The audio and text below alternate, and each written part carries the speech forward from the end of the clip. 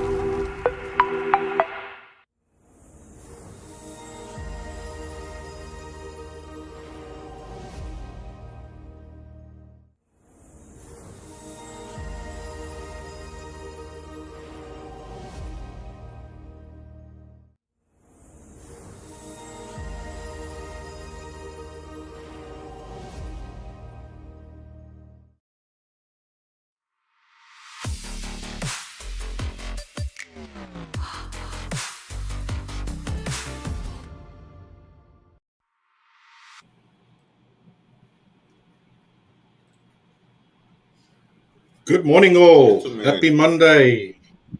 Welcome to Forex Fire. Michael, Tiger, how are you guys doing? Wonderful.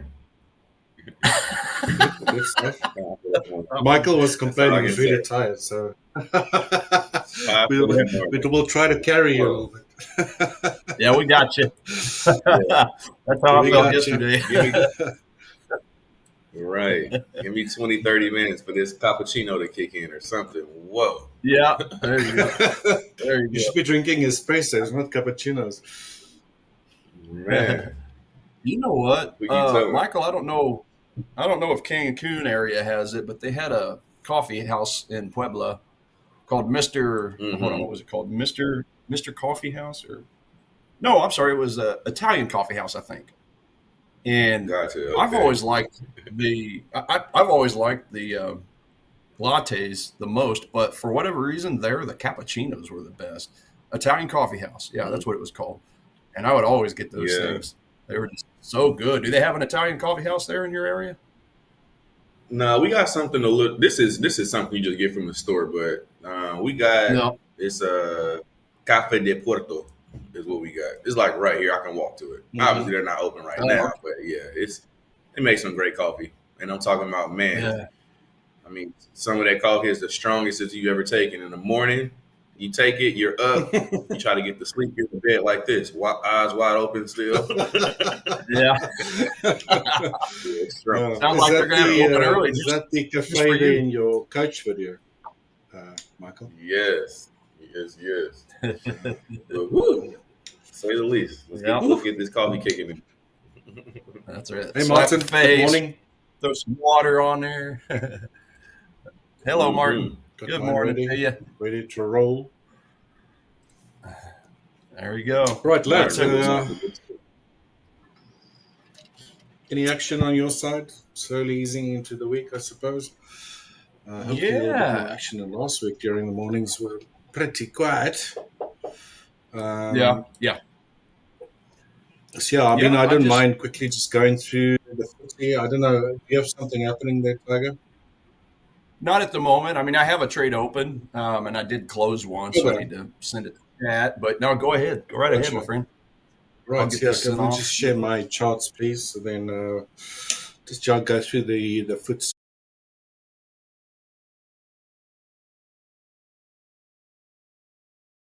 Well, it's a bit stuck in a range, so I'm not really going to spend too much time on that today. Anyway, if you guys remember, I was in that trade on the FTSE. I did, however, decide to get out. It's just been messing around that entry of mine for quite some time. Now, this morning, we've seen a nice little bump back upwards, but I'm still questioning whether this is just corrective. Let me just get that back. Whether this is just an ABC or hopefully the start of, the next wave higher. And what I mean by that next wave higher, I'm still under the assumption that, and I think I should be on a 4-hour time frame here, that a fourth wave completed as an expanding triangle here at the beginning of this month, August, and that we might at some stage, if not already, started with that next fifth wave to the upside. This one we've seen to the upside here that started on the 1st of August, ended on the 6th of August. Could have been just the first wave of a larger wave to the upside. So maybe this was wave 1, A, B, C, wave 2, and now potentially a third wave. If this is going to trace out as a third wave, one would expect it to be rather impulsive in nature, right? Something like that, be much larger than this one, back up, then potentially finish at fifth, and then give us a larger decline later stage. That being said, we've seen this quite a lot recently. Obviously, all different markets behave, differently, but familiar patterns tend to pop up quite often. That the fifth wave, maybe, if it doesn't give a nice expansive sort of push to the upside or a strong push to the upside, that we might get this overlapping 5-wave type of action. 1, 2, 3, 4, 5, and then a strong decline. Right, so either way, I'm going to be keeping a very close eye on FTSE. I did exit roundabout my entry, so I think I lost like $1 or something stupid like that. So if I do think it's time to enter again, I'll get into a trade, and then if price moves nicely in my favor, potentially hold it for the remainder of the week, or how long ever it would take to potentially make it back to this upper channel over here. Excuse me. So that's my thoughts on the FTSE or the UK 100. We just have to quickly come back here to gold. Gold's already down 1.1%. Guys, that's a pretty strong decline there. And this is what I mean by that fifth wave that I've just talked about on the UK 100. Rather than giving you a nice impulsive behavior to the upside, you get this messy type 1, 2, 3, 4, 5, right? Overlapping style, and then a decline lower. So I'm thinking that fifth wave that I've been waiting for in gold to be potentially in. What's ever happening here might not just be a deeper correction against this move upwards that started here on the 30th of July. So for me, this first sequence potentially higher might be done. Now, if you had to, this is on a smaller time frame. Just let's quickly consider the bigger time frames here again. I don't really want to go to that workspace. Let's just bring up the 4-hour here. Let's go to the other workspace. I don't want to lose this now. High time frame. We're on gold. Bring the 4-hour back. So that's that familiar chart of mine. Assuming that the E wave is potentially in back of my head, I have the idea that should price continue lower, break this low, we've got a nice big fair value gap here. I think that was on the 1-hour time frame, so I'll switch to that a little bit later. It might be a potential area to get long here. But if price slices through here, then I'll have to start changing this count to this potentially being the C wave, D wave, then later, and then an E wave. Right. So that's a bigger picture view.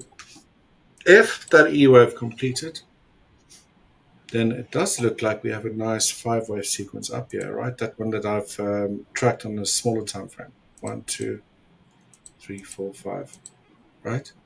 So maybe that's the first wave higher of a much larger wave to break out of this triangle, potentially. So what we could be seeing here, hopefully, something like this. Hopefully. I believe you were also looking at an area lower down, Tiger. Around about, I don't know if it's around about the same area. And then get an impulsive breakout out of this and price making its way upwards again. So I'm sticking with that idea. I'm just going to treat until I'm proven wrong. This move lower here, corrective in nature. With that first 5-wave sequence complete, I'm just trying to figure out where the hell. Yeah, it's a daily fair value gap. I mean, there's a lot of fair value gaps on the way up here, or imbalances. So the upper end of that fair value gap for me, 3344. Lower end, 3314. So I'll be interested in support stepping in. Well, if support steps in here somewhere, I'll be interested in getting along in that zone somewhere. Maybe on a smaller time frame, try to track like I usually do. The move lower, see if there's a bit of confluence. I know a lot of traders will probably, after a 5-wave sequence, look at Fibonacci ratios as well. Potentially interested in a 50% or 61.8. But I think it's still early days. It does look like that 5-wave sequence is higher. I'm going to stick with the high account that I've been following for quite some time, that this was potentially that E-wave. If we do get price slicing through it, no entries, then I'll have to update this count, and we'll just have to start dealing with the fact that this triangle might still be underway for a month or so, maybe even more. Will continue to move sideways. But yeah, that's my view there. So I'm interested in gold. I'm interested going long on the footy, hopefully today. Gold, we'll see how long price takes to get into that area. But I don't want it to be just one straight move lower. If we can start getting some nice overlapping type price action into that area, then maybe that will help me find a decent zone or level from an angular perspective to get into gold. You see, you're waiting to get in this too gold. far away already. Trying to get into the gold. Yeah. So that's my thoughts on gold. Let's quickly have a look at crude. Yeah, that 38.2 retracement is right on a 1-hour demand zone. So that's exactly where I'm looking as well. 33.54 area. Okay. Gold. Yeah. Pretty good looking spot. Until it ain't. Until it ain't, yeah. Right. I've got no cooking clue what's going on in gold. In crude oil, guys. I've been working with different accounts, models. I've no idea what's going on. I'll be dead honest with you. It's not like I ever really have a definite clue what's going on with the others, but you know, sometimes you can get quite accurate with like trying to figure out the sequences of these moves and where price might be within that sequence. But crude oil, nah, no such luck. No idea. Exactly. Y'all know I say it every week. And for some reason, it just never acts right. Yeah, 100%. It's not acting right. Yeah, naughty stepchild. So I'm not even going to try to fit some sort of model in here to figure out what's going on. How low can it go? Where's it going to find support? I have no idea. No idea. But the one thing I'm still thinking of here, if I just got to get rid of all this, and I think James, that's during the pre-market pulse, one of our other coaches, he was thinking that crude and he has various reasons for that. I don't know if you guys watched him with his analysis before. That price will be potentially heading towards the 54.78, 86-ish level, these lows that were set in April this year. If that is the case, then this might still be that sort of like ending diagonal vibe, or at least a very overlapping 5-wave move that's not complete yet, right? And then we get a bounce back up again, whatever the case might be. So that's still in the back of my head. I don't know if I want to really be bullish or bearish on crude oil. I'll just let it be. Leave it alone for a while longer. Let Michael trade it. Yeah. So, yeah, guys, that's it. Gold, I looked at, interested in going long there, interested in going long on the UK 100, and I'm leaving crude oil alone for the time being. Maybe this week later, I'll start doing a bit of analysis on the side after these sessions on some Forex pairs and see if I can fine-tune some entries there, just to get a bit more, diversification out there, or something else to look at in case things are slow this week again. Right, so that's me, guys. Tiger, can you jump up next? Michael? Yeah, absolutely. Good morning, Chris.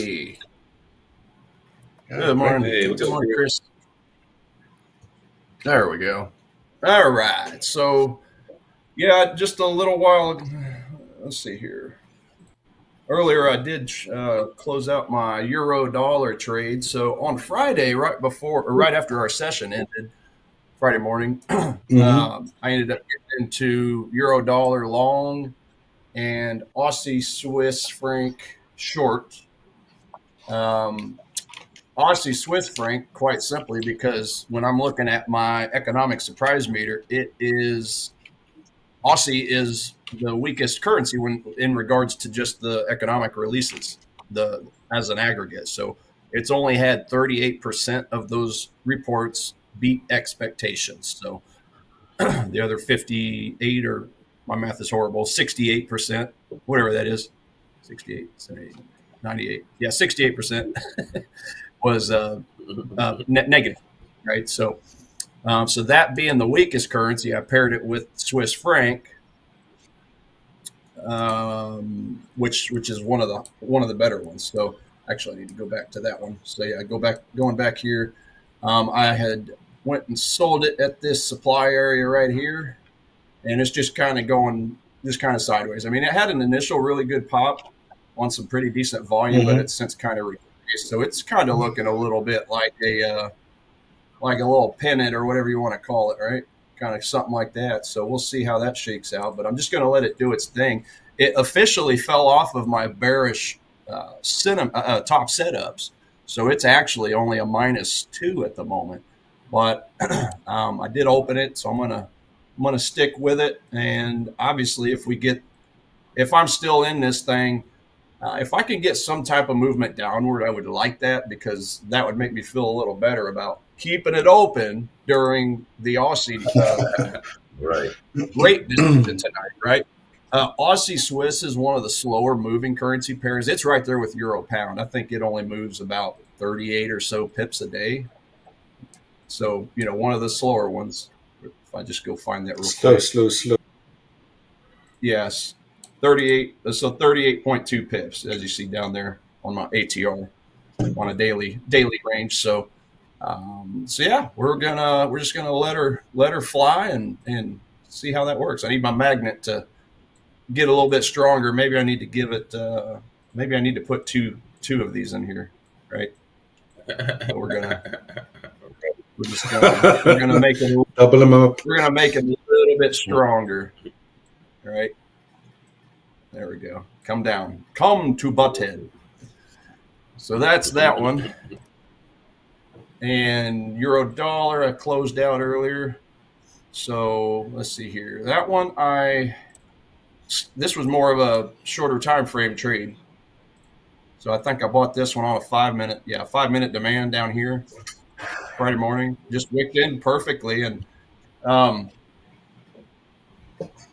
Yeah. I ended up putting in a limit stop on this because I knew I was going to be resting because kind of like Michael, I had some fun this weekend too at the pool. There may or may not have been some tequila involved. So I knew I was going to be sleeping today. Some fun at the pool, guys. Hopefully there was a barbecue involved. Yeah. And I don't touch that stuff. Maybe once a year. Yeah. I remember why I just touch it once a year now. So anyway. Yeah. That'll do it to you. But I ended up closing it out for $130 bucks on my GUI trades and on my other broker. So this is one I felt confident to do to all my brokers. So I think on my other one, excuse me. What did I get on that one?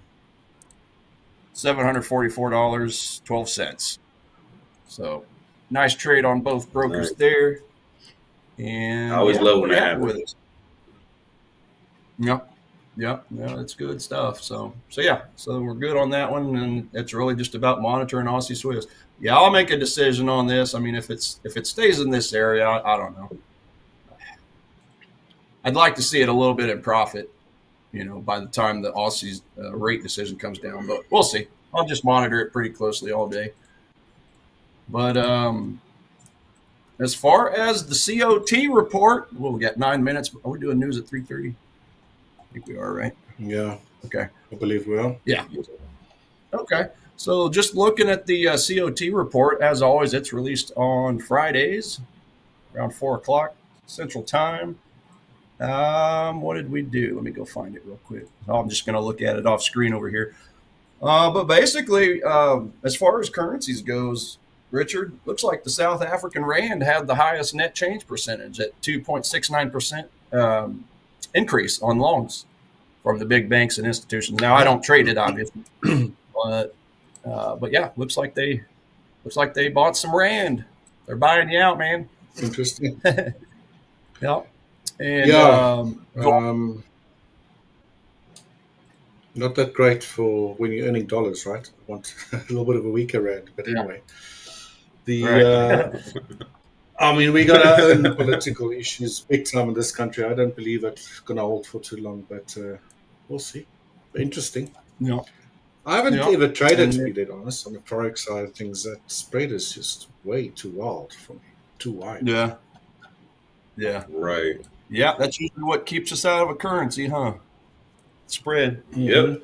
I tried trading the USD TRY several years ago, the Turkish lira, and I got burnt pretty bad on it from a spread. But the thing is, oh my gosh, I probably still have that chart on here now that I think about it. I picked the right spot. I just picked the wrong time. Just picked the wrong time. Yeah, I don't even know. Let's see if I can find that. I'm sure it might still be up here somewhere. Yeah, that looks like it right there. So no, that's not right. 2021. This looks right. Yeah. Right here. Where? Yeah, it was right here. I think it was. Yeah. I was looking in. I found a zone in this area on a smaller time frame. Yeah, this would have been, November of 2018. And it just went just a little bit below, stopped me out, and then it just decided to fly up. So I was right. I just missed it. Well, you actually nailed the low there, that's for sure. Yeah. At least that. I just needed a little wider of a stop loss, and I think I'd have been fine. But anyway, I got burned by it one time, so I said, okay, I'm done. I'm done with that. Yeah, so you can see it just barely stopped me out. But got burnt. I touched the stove. The stove burned my fingers, and I said, I'm done with that. I'll stick with stuff with better spreads, right? Yeah, right. But anyway, just looking at that COT report. So the Rand was number one. Gold, they increased by 1.13%. So definitely buying some gold there. S&P 500 plus 1%. And then the Canada dollar was plus 0.96%. So that's the only 4 items that they actually increased their net long percentage. Other than that, everything else was sold off. Yeah, so starting with the worst, it looks like Nikkei was minus 9.04%. British pound was minus 6.91%. The U.S. dollar was third lowest at minus 5.31%. And then New Zealand dollar right behind it at minus 5.25%. Copper, which I don't trade, is minus 5.08%. Swiss franc minus 4.84%. So it looks like they just bought the S&P, and then the NASDAQ was – so they sold off 3 of 4 main U.S. indices. NASDAQ was minus 0.79%. Russell was minus 2.17%, and then the Dow was minus 2.86%. So, yeah, they basically showed some love to the S&P, a little bit of love to the Canada dollar, and then gold as far as the 3 actionable currencies or assets I trade. So, yeah, looking at gold. Increasing buying on gold, right? Yeah, increased on gold. So are they trying to pick a top? Who knows? Guess we'll find out, right? Yes. But, yeah, like you said, just needing a little bit of a retracement, and that 38% level on gold is dropped right perfectly on that daily or that hourly demand zone on a 1 hour. So could potentially be getting us a signal alert here within this session. So we'll see. Not too far away at the moment, but it's just barely out of range of that. Sorry, is that a VWAP? That's VWAP, it's anchored VWAP. Okay. Yeah. Oops. Gotcha. Yeah, that's my anchored VWAP.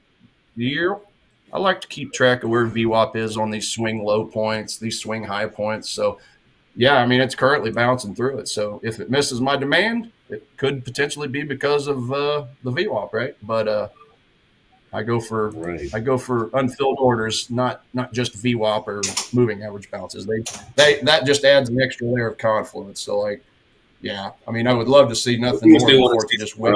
Some volume come in there at 1.2 to take the trade long, right?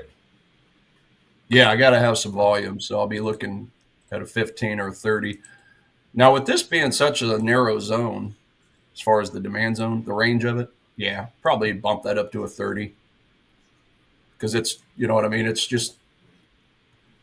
like a $20. No, it's not even that. It's like a $15 range. So it's really not that big of a range. So, no. Yeah, I definitely want some type of an engulfing bullish candle or something with a strong tail and some volume. I'm going to be super strict on the volume on this again because it is so narrow, such a narrow range. But if for whatever reason I don't get my signal, then I honestly won't be interested again until we get down here to this 3,300 level because it just waterfalled up, for this candle here. So give me a much bigger discount. And that would probably be my next move. We just needed to do something. We just needed to do something. Yeah, like I mentioned last week, ultimately, I'm probably just right there with everyone else. I'd like to see a break above all this quadruple top, a close, and then come back for a demand zone buy. Right. If it doesn't drop down. Break retest up about break retest. Yeah, definitely not a momentum buy. Just a break, suck in some entice the retail side to buy above all that zone, have their stop losses underneath, and find a demand zone. So it's not created yet, but obviously we'll see what we can get created out of that. But gold is my number one item on my top setups at a bullish plus 9. I have to agree. Its little brother silver is at plus 6, so it's right behind. But yeah, I definitely think I like the gold setup better. I mean, looking over here at silver, got a daily demand here. It's already been touched, so that's old news. I need to delete that. But it's already been touched. What we got here? 1 hour. All right, Tiger. Yeah, so we got a 1 hour. Oh, it's time to news, isn't it? It's time for the news, sir. Brought to you by news. Coach Tiger. We'll be switching over to Coach Tiger for the news quickly. Economic news events, what's up, what's coming up, and we'll be back shortly. Just a while. All right.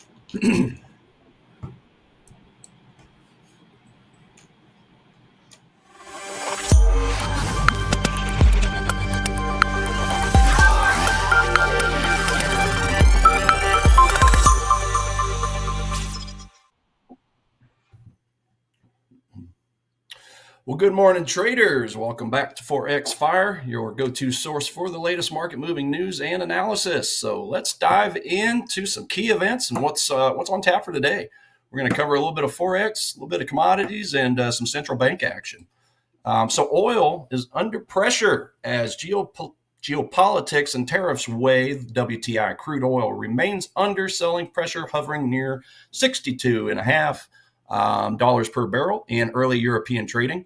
The market is cautiously awaiting the outcome of talks between the U.S. and Russia later this week, with President Trump set to meet Vladimir Putin in Alaska on Friday to discuss the Ukraine war. Any signs of de-escalation could remove sanction risks and push oil prices lower, according to analysts. Meanwhile, Trump's new tariffs, 15% on the EU, Japanese, and South Korean goods, and 20% on imports from Taiwan and Vietnam are stoking fears of weaker global demand, adding to the bearish sentiment. Later today, we do have API crude oil inventories, and U.S. CPI data could shake things up further. I believe that's actually tomorrow. I'll have to look at my calendar here in a second. But moving over to the Aussie weekends ahead of RBA decision. So the Australian dollar is on the back foot as traders brace for a potential 25 basis point rate cut from the RBA decision tomorrow, which would bring down rates to 3.6%. Despite core inflation sitting comfortably within the RBA's target, slowing wage growth and rising unemployment have markets pricing in the easing. Governor Michelle Bullock's recent reluctance to offer forward guidance has added uncertainty. And China's mixed inflation data, flat CPI, but a deeper than expected PPI drop of 3.6% is also weighing on the Aussie dollar, given Australia's close trade ties with China. The U.S. dollar softens as Fed rate cut bets rise. So the U.S. dollar index is retreating near the 98 level as traders wrap up expectations for Fed rate cuts following last week's soft jobs data. Markets now see an 89% chance of a September cut, with Fed Governor Michelle Bowman reinforcing the dovish outlook by suggesting 3 cuts this year may be appropriate. St. Louis Fed President Musalem also warned of downside risks to employment, keeping the greenback on the defensive. All eyes are on tomorrow's U.S. CPI report. If inflation cools more than expected, then the dollar could extend its slide. Euro gains on ECB pause hopes and geopolitical optimism.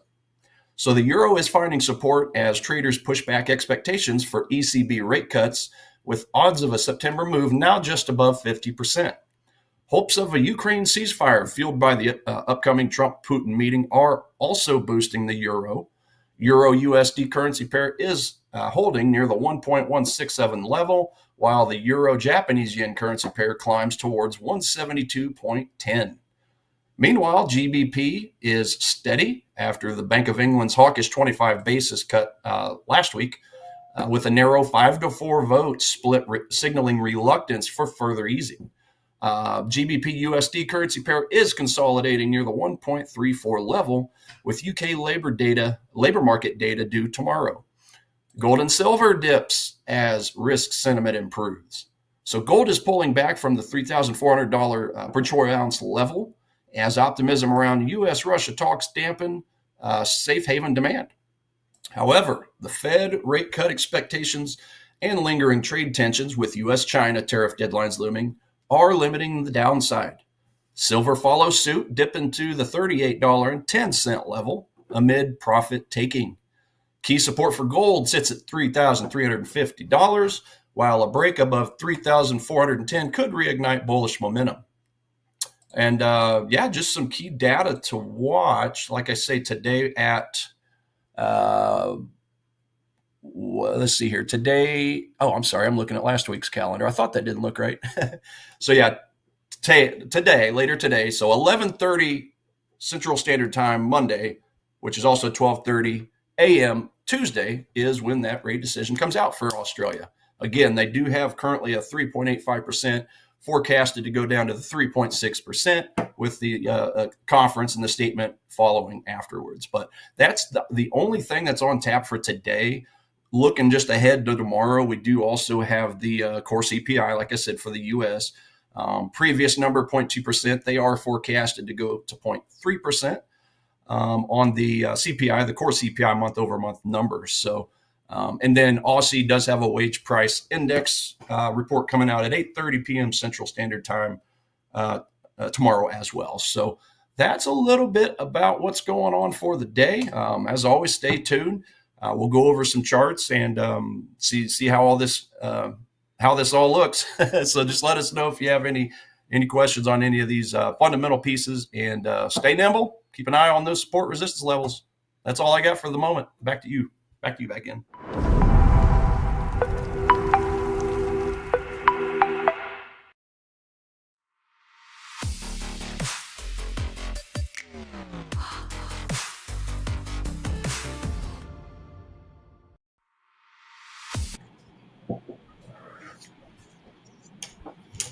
All right. Thanks, Coach Tiger.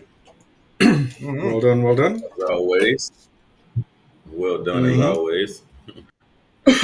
Got to get my voice back. We got those CPI numbers tomorrow, right? Isn't that normally released on Wednesdays? Yeah. Tuesday at 8:30 New York time, 8:30 a.m. New York time. No, I just always thought it's mostly released on Wednesdays. Don't know why this is different this time around, but yeah. Well, either. Just a note there. Yeah. Let me see. Thought you might have the answer. Well, it says released monthly. Good stuff. About 16 days after the month ends. Okay. Yeah, that's gotcha. So, not necessarily an exact day, but it says about 16 days. So, got to keep us on our toes, right? Cool. Yeah, right. Got to keep us on those toes. Right. Yep. All right. Yeah. Senor Tigre, do you want to continue where you stopped? Yeah. Go ahead That's back in, bring back there? up my Chardo Silver, and then I'll just kind of go through these other top setups I have. So, obviously, gold and silver, number 1 and 2. Euro, Aussie dollar, which I think Michael just got in, that's given a bullish score of a 6. Favored pretty well. I'm gonna get into the setup exactly, obviously, but yeah, my sentiment is long. You gave me that extra confirmation for sure. Awesome. Did you just get into that during the break, Michael? Actually, I took it during the quiet market session last night with Tony. Gotcha. Right on. But yeah, retail positioning is net short, so that's a very good contrarian signal on that. Seasonality is bullish for the Euro Aussie. So is trend, so is GDP, so is CPI, unemployment rate, and interest rates. That's all favoring that long bias. There's really only 2 items going against that, and that's the services PMI and the retail sales. But then you got the MPMI, which is a neutral reading, PPI, PCE, and employment, and the COT. That's all neutral. So, yeah, you add all that up, +6. So not a bad fundamental score on it. So for me personally, let me just flip on over to Euro Aussie. Yeah, I'm basically going to see if price comes down to this demand down here. That's pretty well where I'm interested in it. 1.7767. Just excellent price action, leaving that basing action right here. And I think that's even probably for those fib lovers out there, I think that's, just below the 61 level. Just below. Lovers. That's not usually, it doesn't usually factor into my decisions on buying something or selling something, but it is nice to see it line up because, that just tells me that there'll be some other interest in there. But yeah, so basically, just giving me a little bit of a dip below the 61, then I'll take it. But yeah, so yeah, that's basically the Euro Aussie. It's just been kind of going a little sideways for a while itself in different times. But looking at the 4 hour, the 1 hour, I got all these contraction points. And so, yeah, they'd be buying well under value. I mean, there's another potential spot right here, but it's too close to all this chop. So I just kind of look at that personally, just with my style as one big, retail area, especially if I go to the 4 hour, right? Contraction box.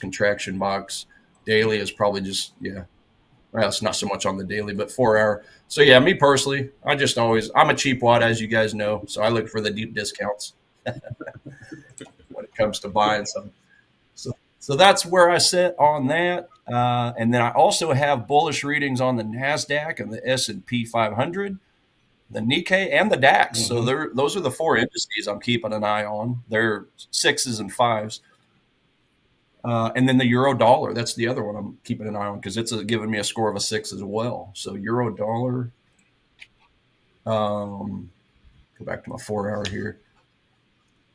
Yeah, so basically looking at this neutral last week, so it increased again. It went all the way down to a 5. So NASDAQ's been on here for probably 3 weeks in the bullish territory. But yeah, last week it got, because 2 weeks ago it was up to like plus 13 or something like that. So it was a really, really strong reading. Yeah. And then it dropped all the way to 5. Really yeah, dropped to a 5, but it's back up to a 6 today. Okay. Yeah, and as far as that goes, I mean, I would have been interested in this level here on the NASI on a 4 hour time frame had price broken through this overhead supply. And I think I touched on this on Friday. I was saying that if I get price to, close above that area, then I would be interested in this demand zone here. But since it looks like it's having some issues and it's not just blowing through it, that makes me rethink this demand. So I'm probably actually going to be more interested in a deeper retracement now. So that's probably going to be my move on the NASI. And that's going to be pretty well. That's going to be, oh gosh dang. That's going to be probably just under the 61 level as well. Yep. So yeah, we'll see. I mean, as always, I'll keep an eye on it. If I can get just some crazy amount of volume in here with a tail or bullish engulfing, I might take a stab at it just with less, maybe half my position size. But ultimately, I think that's the better value down here at the 23,000 level. Nice round number. Nice. Yeah, so that's what I'm looking at from the NASI. What else I got here? I got 3 Japanese currency pairs in a bearish territory. And that's it. I've only got 3 bearish Forex pairs: Aussie dollar, Japanese yen, British pound, Japanese yen, and the US dollar, Japanese yen. They are all -6 scores. So I think I pretty well. Let's see, dollar yen is this one here. I mean, I was keeping an eye. Again, this is more of a range, more of a retail type range. After we obviously had that big drop from the NFP report 2 Fridays ago, and then it just kind of based and went sideways. So that's just one big retail area, right? Big banks didn't really take advantage and push it anywhere. It's just kind of sitting out there. So, I mean, the smartest move would be a retracement clear up here, but that's a long ways away. So I don't know. This is stuck out in no man's land when you're looking at this swing low, this swing high. I don't really have anything. I mean, if I drop it to a 15, there's not really any smaller. When we had that NFP move, it was just parabolic to the downside. So it didn't really leave any supply zones in its wake. I mean, I guess you could probably argue that little one right there, but I don't know. I'm just not feeling dollar Japanese yen. That's just the way I'm looking at it with the way I trade, right? So Probably would skip that and then try to find a play on either the Aussie or the pound jap. Looking over here at the pound jap. Let me see here. What did I mark up?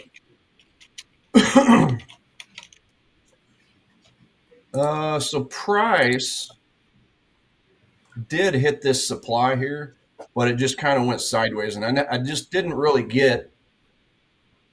I just didn't really get a signal on here. I don't believe. I looked down on a 15, and yeah, there's no real volume coming in after it hit the zone, so probably just going to ignore this. Maybe if price retraces back up to this supply within the 4-hour, this is a 15-minute zone right here.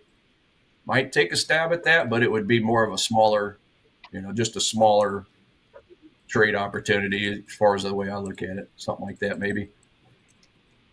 That's probably what I would look at. Turn that red. Turn that red. Yeah, so that's probably it. It is kind of contracting, obviously. I look at this smaller time frame. Got some contraction boxes as far as the master pattern goes. So, selling up above these contraction boxes would be selling over value. So that's a good idea.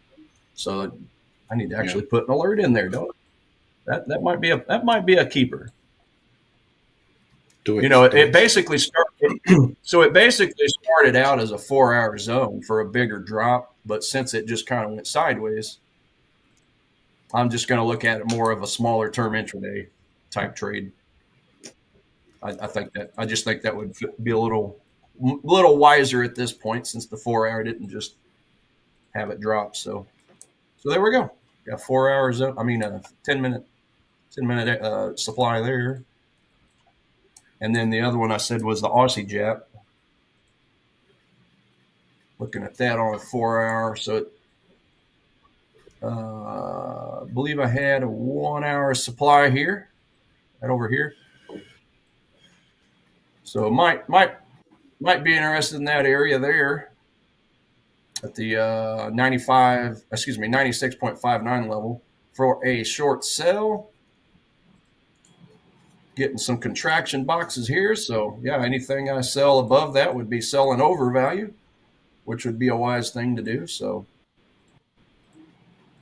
probably just something like that there. Probably what I'd be looking at. The technicals and the GDP reports and the MPMI reports, that's really what's helping the case for buying the yen across any of these three pairs or currencies, the Aussie, the pound, or the dollar. But guess what my most bearish asset is? It's going to be the FTSE, Richard. It's giving me a -7 reading. -7 on the season. Interesting. So bearish on the seasonality, the trend, the GDP, the MPMI, retail sales, CPI, PPI, and the unemployment rate. That's all favoring the bearish downside. Now, the only thing that's giving it a bullish reading is looks like the retail traders are on the right side of this one because they're net short. And then also SPMI, the services PMI, and the employment change numbers, those are favoring the bullish narrative. So heavily outweighed by the bearish narratives, like I said, from the technicals and a lot of the economic data. So let's see here. Noted.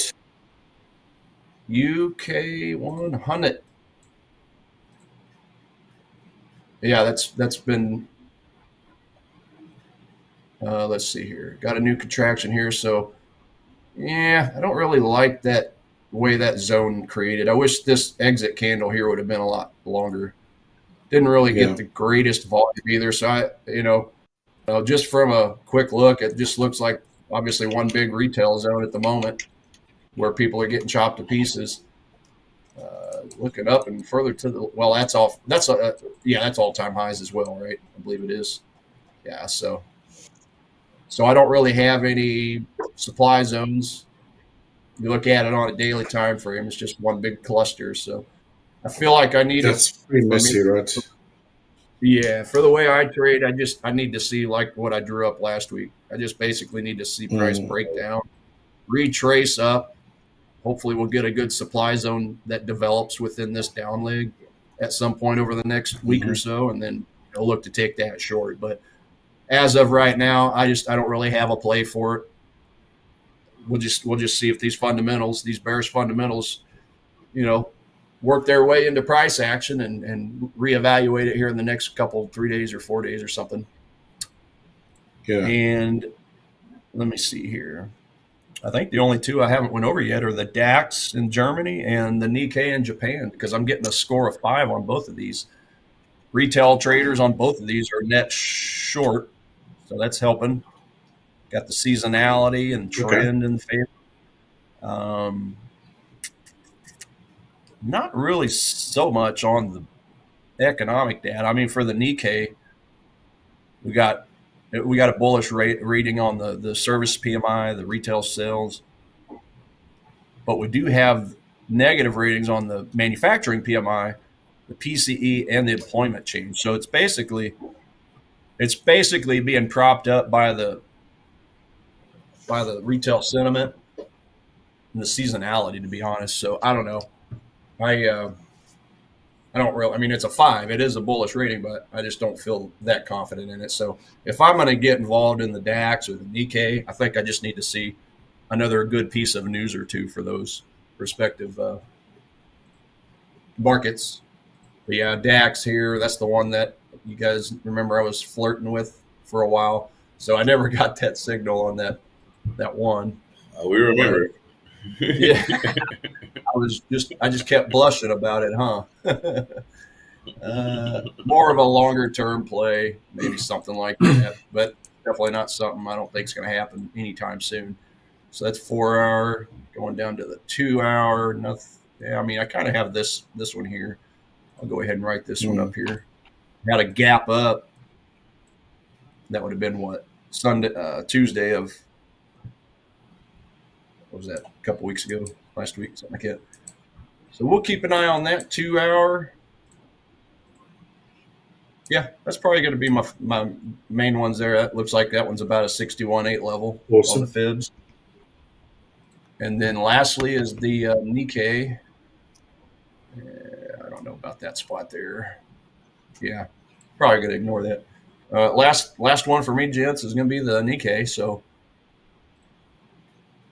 okay, we did break some new highs there. I think that's all-time highs, isn't it? I believe it is. Yeah. So Nikkei is right there, all-time highs as well. Looks like I put in an alert here on a smaller time frame, more of an intraday type opportunity. Yeah. So we're going to look at this, and I love the volume that formed when we did this new all-time high. I mean, really good volume spread analysis, expanded range candles. So yeah, I could definitely see taking a stab at it right here at the 42,104 level for the long side. So I think that's going to be nice. It. I think that's it, gents. That's it for the moment. Thank you, Tiger.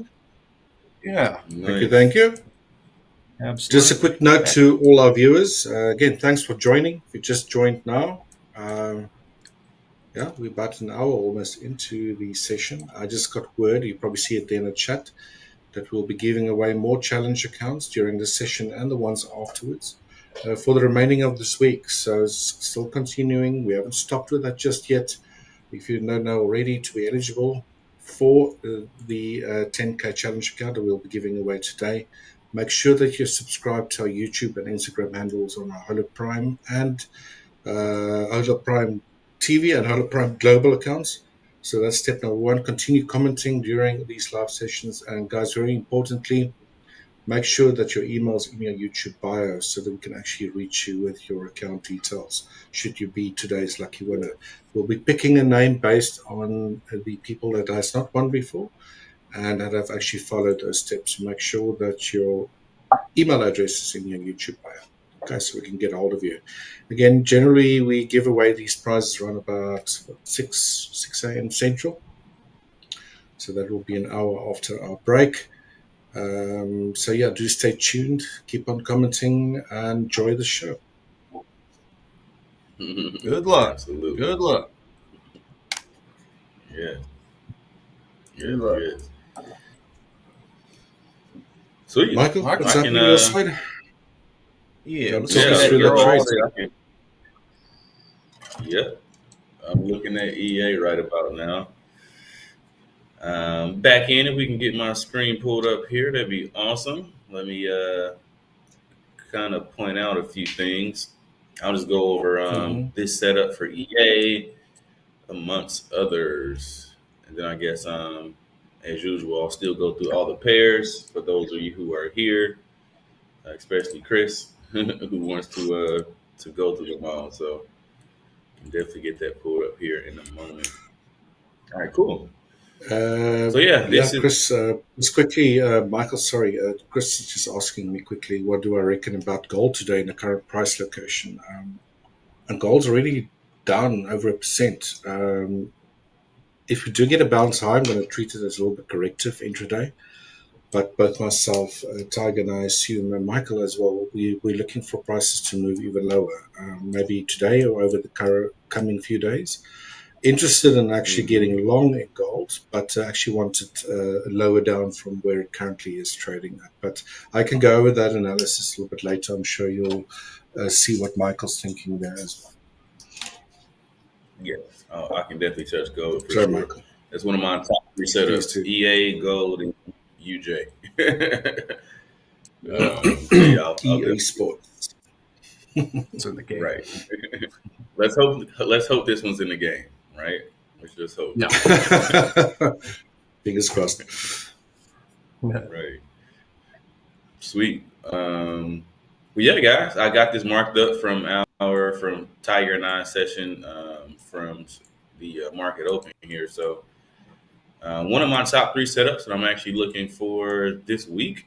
Hopefully it goes the way it should.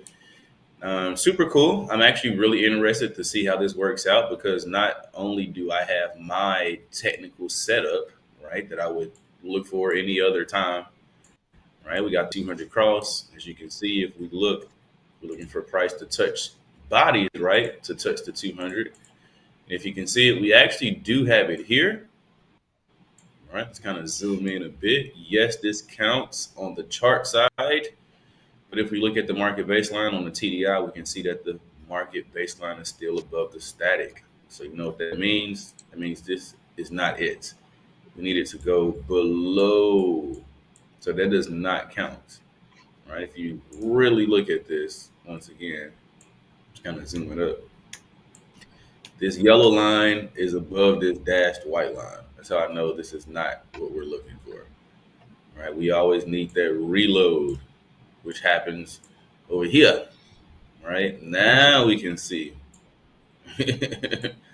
right, that this yellow line has gone below this dash white line. That's how I know this is the area I'm really looking for, not over there, right? I always say the chart and the TDI needs to agree. It did not agree over here, but it agreed over here, right? So that's huge, huge, huge. So yeah, definitely looking to take advantage of these longs on EA. All right, in this case, we actually have the half a bat setup. So 5,200 cross, once again, this does not count. And then we have this move here, where, as you can see, the first leg is above the second leg. So once again, we scoot this over. This is one of those scenarios where we got something like this. All right. And in this case, I'm looking for price to close above, just like this. Then I'll be interested in it right here, right? This is a good place to go long. And that's exactly what happened here, guys. Exactly. Yeah, we're taking some pullback, some drawdown, a pullback, whatever you want to call it. But this candle right here, and I'll make this green for longs, right? This is where we want to get in at. This is actually expected to pull back to this area, right? We got a close above, nice close at that, right? We closed above this area, runs up slightly, pulls this area, which is exactly where it is right now. So again, you can expect this pullback, right? If we was to check out that close, it's literally right there that you bounce to. Ooh. Now, can this come down here and touch the 200 or stop me out? Of course it can. It can do whatever it wants. Right? That's right. It's just the fact that the edge is right here. The edge presented itself once it did this. And that's the move I want to take advantage of. Right? Period, point blank. Right. So obviously I'm still expecting this to run up here and kind of bounce, which just look like it's doing, and then run up. Right. So, and take out these highs. All right. So actually, I'm going to delete all of this except that. Got a lot of drawings on the chart there. All right. So really looking forward for it to come up here, guys, and take out this area. Now, I would be interested in taking off, not off, but the full position, but some halves, right? Some halfsies around here. Halves. Right. So, all right. Stop loss to break even around here. All right. Once we get there, this is typically about halfway. So I do want to take position off and my stop loss to break even. All right. TP smacked, of course. I want to get that alert. And then maybe, let's put the stop on it, and then I'll look at it from there. This is how we know the stop loss was hit. All right, I like to put these alerts on if you guys are new, just to, if I do step away from the charts for whatever reason, I want to make sure I am aware of what is going on. Right. So I'll put it around here as well. I'll just put coming back. Depending on what the position looks like, not this time because I'm already fully in EA, but depending on what the position looks like, sometimes around this coming back area is where I would consider putting on a second position. Right. But I always like to put on these four. My regular obviously, but the coming back area, move my stop loss to break even area, stop loss hit area, and TP hit area. So I typically like to put these four alerts on. This is my own small version of whatever happens with this pair. I don't have to sit here and look at it. I can go away. I can step away, jump in the pool, go to the store, go to sleep. What I'll probably do today. Go to sleep. That would be a good idea, right? Yes, especially Sunday, Mondays for me. Because whoa.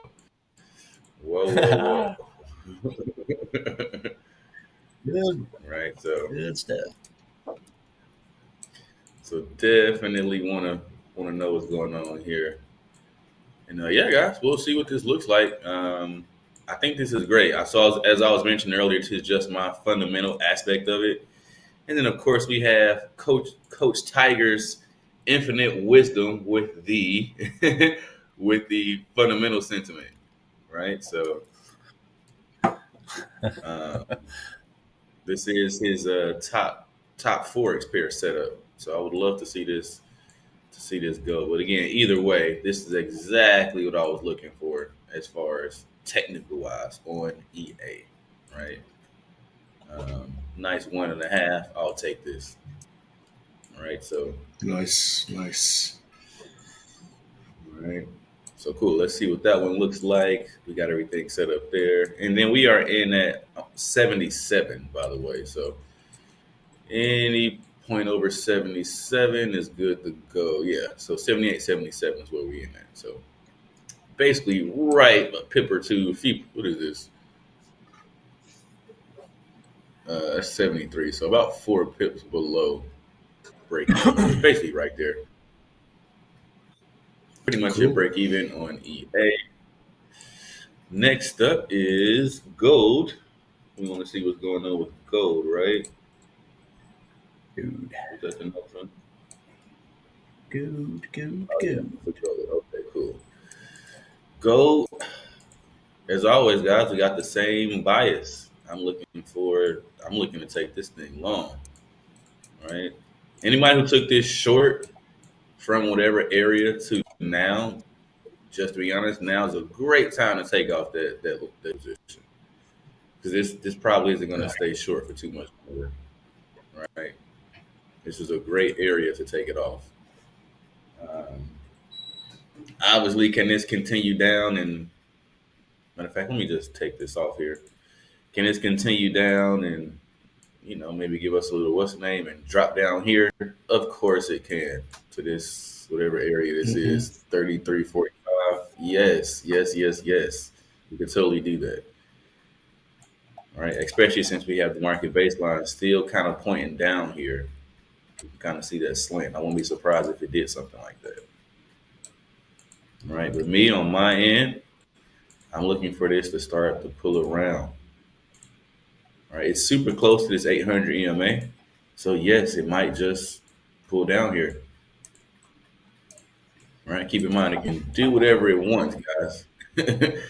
This thing can do whatever it wants, basically. We just want to be able to capitalize off that move. But yeah, it could definitely do something like this. This is what I will be looking for. Some type of W, half bat, whatever structure that would be. All right, whether it looked like that, like this. I got a question for you, Michael. Yeah, shoot. That baseline number, your reload number line, is that your proprietary indicator, or is that something that can be found on TradingView? So that's a good one. To be honest, I don't know. I know this is built into this template, so I want to say this is part of it. I don't think you can just put that with it. Maybe. Yeah, I think this just came with this like this because, again, I had this whole template created based off another model, which was basically the same thing, except it was built off of I don't want to say TradingView, MT4, right? But I wanted that same template on TradingView. So I want to say this is with this.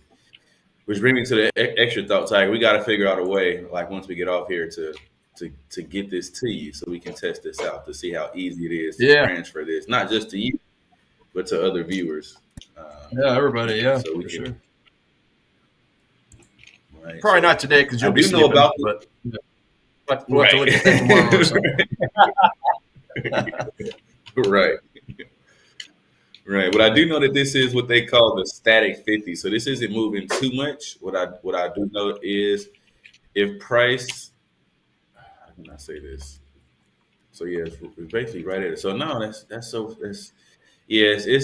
interesting. I'm not exactly sure what indicator this static line would be on TradingView, like in the indicator section.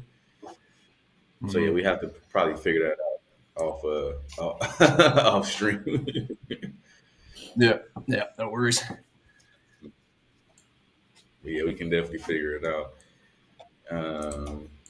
But yeah, guys, either way, I'm looking for some type of setup that looks like this off of this level here, whether it looks like this going long.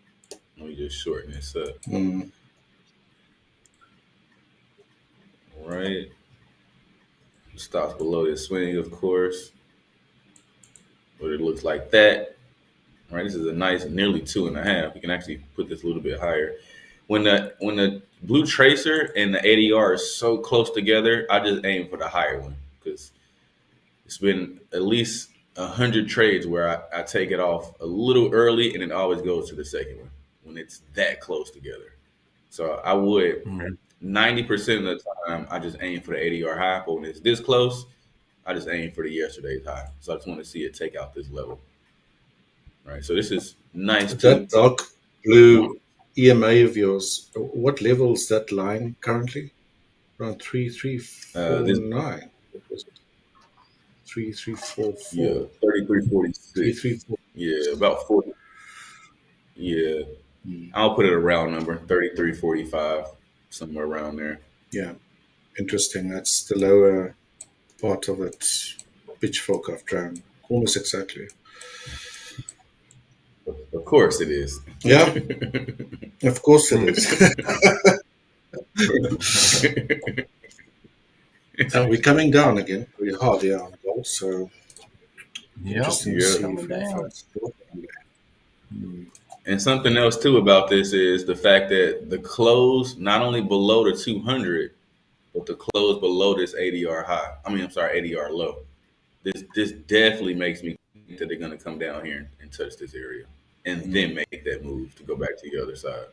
Yeah. If there was no close below here, right, and maybe we just area a little bit and kind of just wicked and then got out of here, maybe I would think something different. But the fact that literally is closed, it's been 3 hours. This thing has been below this 200 for 3 hours. Yeah, you see price is actually sort of at the lower end of a pretty large fair value gap on the 1 hour. Right. And it's been mitigated before. I mean, so it's very likely going to break. So you're right. I think lower, even lower. Yeah, I would not be surprised.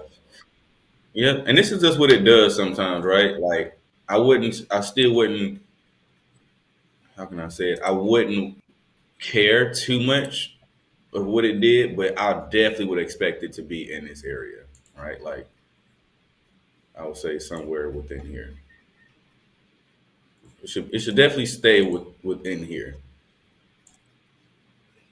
Somewhere like this. Yeah. This is what I would really want to see. Right? Because this kind of just in the one next straight V shape, kind of, which also happen, right? Stay out of those V shapes. Be nice if it stabilizes.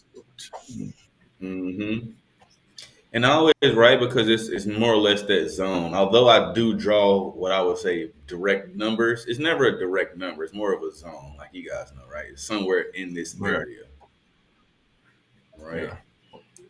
They can easily manipulate the number, but the zone is something different, right? They would have to move the market pretty differently to get that, right? So obviously, although they can, but yeah, somewhere in this zone is kind of what I would be looking for, right? Versus just off the 33.45 level. Nah, not necessarily. It could be anywhere from 33.45, all the way up to that 33.65. So that 20 point zone is what I would be looking for.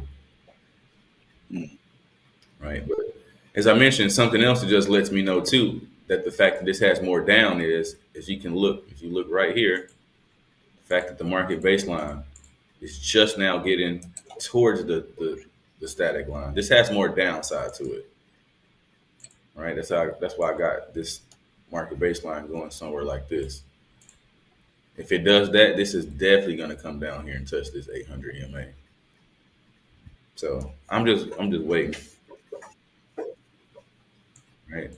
We know for a fact though, one thing's for sure, two things for certain. This is level 2. We're definitely to the upside. Right. The 50 is above the 200. And if you look how far away it is, this is pretty significant. Right. That's pretty far away. So once again, 5,200, once they cross, we have no interaction with the 200 until we get to around here. This is the zone to start kind of being aware of for sure. So this is why this is a top setup for me, right? Mm-hmm. Because this is where you want to start paying attention to this area right here to go long, right? And once again, whether it looks like that, whether it looks like this, I literally don't care what it does. Just give me one of these and not the V. That's all I care about. Then I'll take it. No V's. We're going to all hold hands and get into gold together. There you go. That's awesome.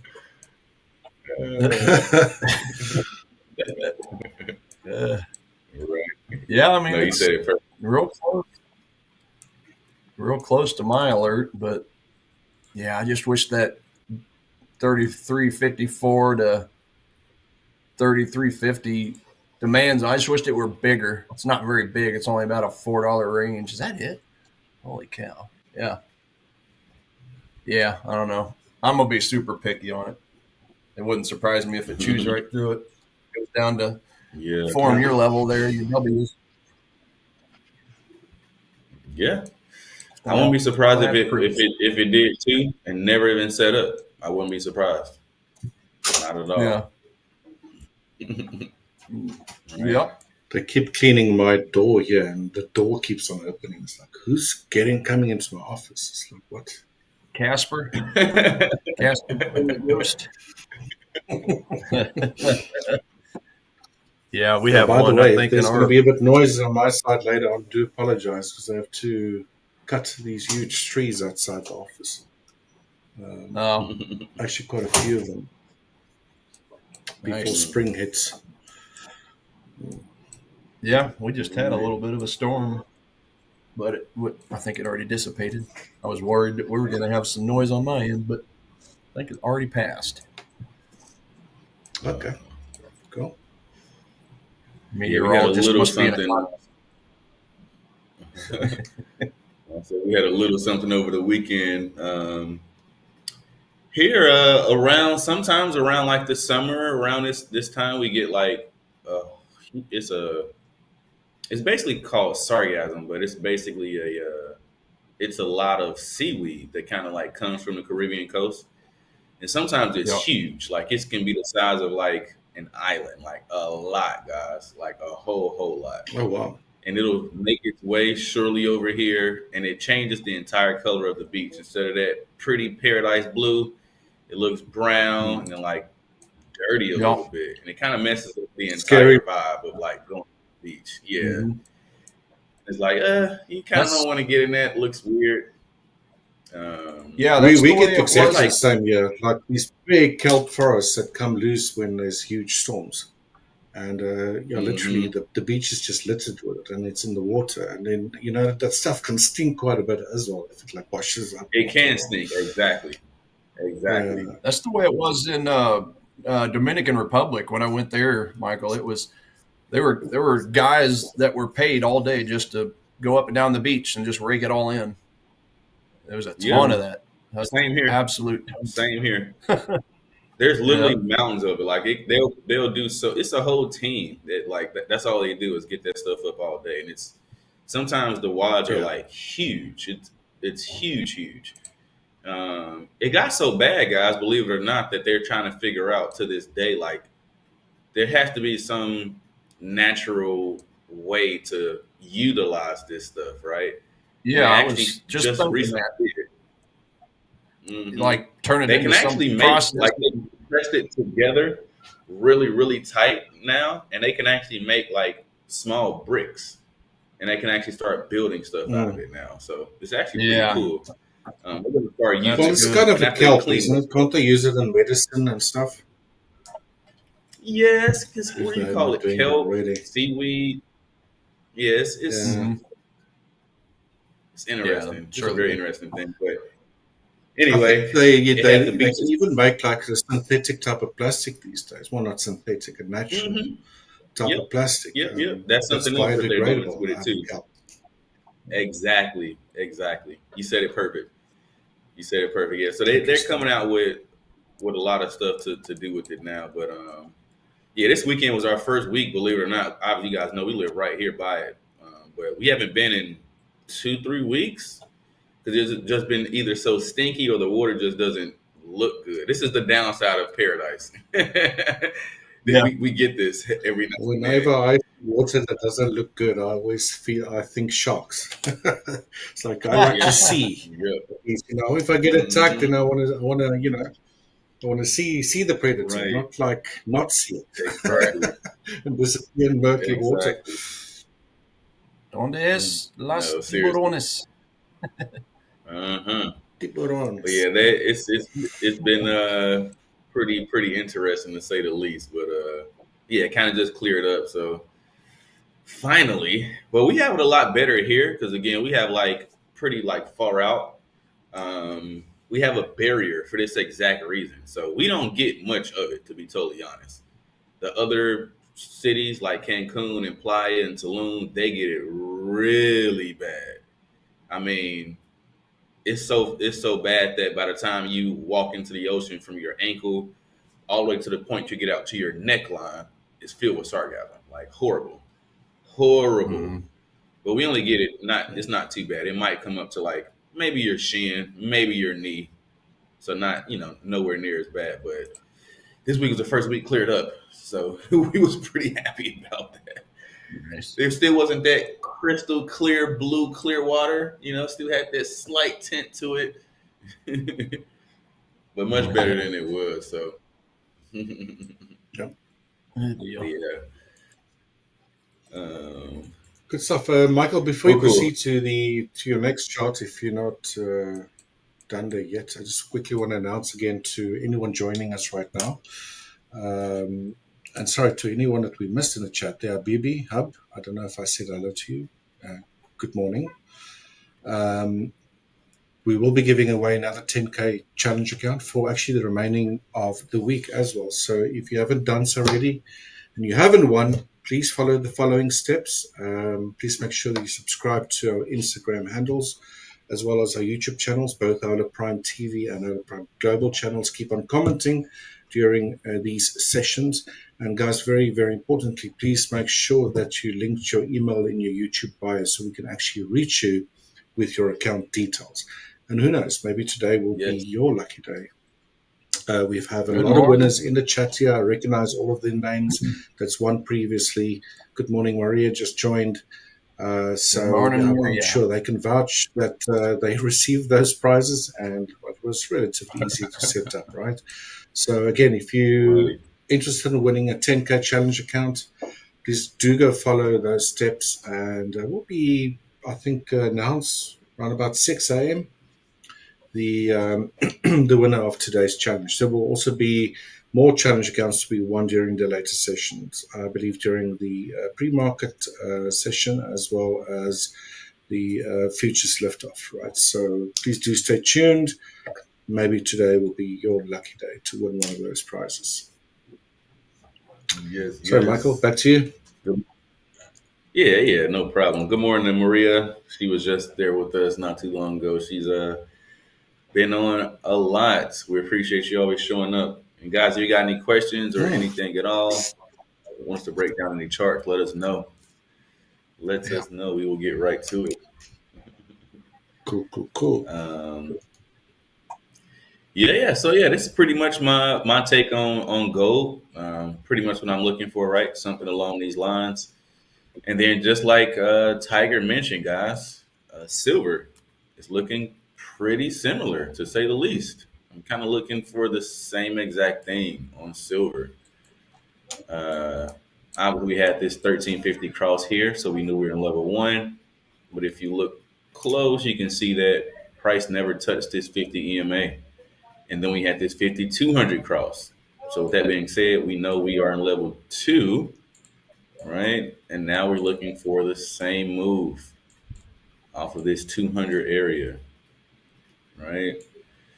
Really interesting as I drew this, right? Support and resistance. We talk about support and resistance levels. It's starting to attempt to bounce off this exact level, right? So I want to see something along these lines, just like we're looking for in gold with this reload. And this will get me interested. And I'll be honest, guys, for the first time, I like silver more than I like gold because of the R to R. Look at this. This is almost a 4 for 1. Mm-hmm. Risking $1 to make $3.84. So I'm loving this so far. All right. Nice. So same exact setup for sure. Oh no, Maria said I stupidly closed the trade on gold last night and it hit my TP analyze. That happens. That definitely happens. There'll be more opportunity. For sure. Yep. There's another. And I hate to say it to you, but that'll happen way more times in your career, for sure. Yep. That's a constant. That is true. That'll continue to happen. Thanks, Christian. We try. Thanks for tuning in. We appreciate it. Without you guys, there would be no interesting content. That's for sure. Yeah. Right. Yep. We enjoy it. Right. So went over gold, EA, went over gold, went over silver. I think next up I wanted to do UJ. Let's get into UJ. This is the third one. Me and Tiger had all the same pairs this week to look at. Yeah, I stole his thunder last night. Didn't even realize it because I went through mine and it was pretty much verbatim the ones he's looking at. But it's cool to see. It's just cool to see picking the same, but obviously with a little bit different trading styles, right? So pretty cool. Yeah, pretty cool to see. These are the closest, right? Kind of how you do your list, Tiger, with like the, let's say, starting at the top with the most bullish, all the way down to neutral, then most bearish. When I go through all my pairs, there's that watch list basically of like, all right, these are the ones that's closest together that I'm kind of really paying attention to because I think they could set up before the rest of them. And yeah, these were definitely mine. Gold, silver, EA, and UJ, starting right at the top. And obviously throughout the week that fluctuates, it changes. I'm on the board, some go off the board. But starting out, early in the week, that's definitely what I'm looking at is these. Right. They're the closest. And literally the closest that I drew, right? Because some of these I drew it, what is that, yesterday in our session? But they were there from last week. I just redrew them, right? So yeah. That's always cool to see too when it kind of pans out exactly or starting to pan out what you were looking for. So that's always sweet. Well, cool. So yeah, we got this peak high here. The other target was sorry, my God, 3330. Yeah, I think it's a little bit low down, in my opinion, Maria. But who knows? I mean, there's a massive unmitigated fair value gap. Remember, they on the 1st of August when price actually shot up like that. And I think the top end of that gap is like 340, which is pretty much where I'm looking at price to get at. So still more downside potential, I think. But and it could obviously just melt down and then that's it, right? So who knows? But yeah, that's also 50% Fib retracement at the 3340 level. Somewhere around here. Yeah, and it's bouncing Tiger, through that. Oh, what we got here? Coach Tiger, do you have any expectations about tomorrow's CPI? Yeah, I expect they're going to be just like a meteorologist, get the number wrong, and price will fluctuate up and down like an earthquake telemetry machine. And then whenever it starts to trend, that's where I'll latch on.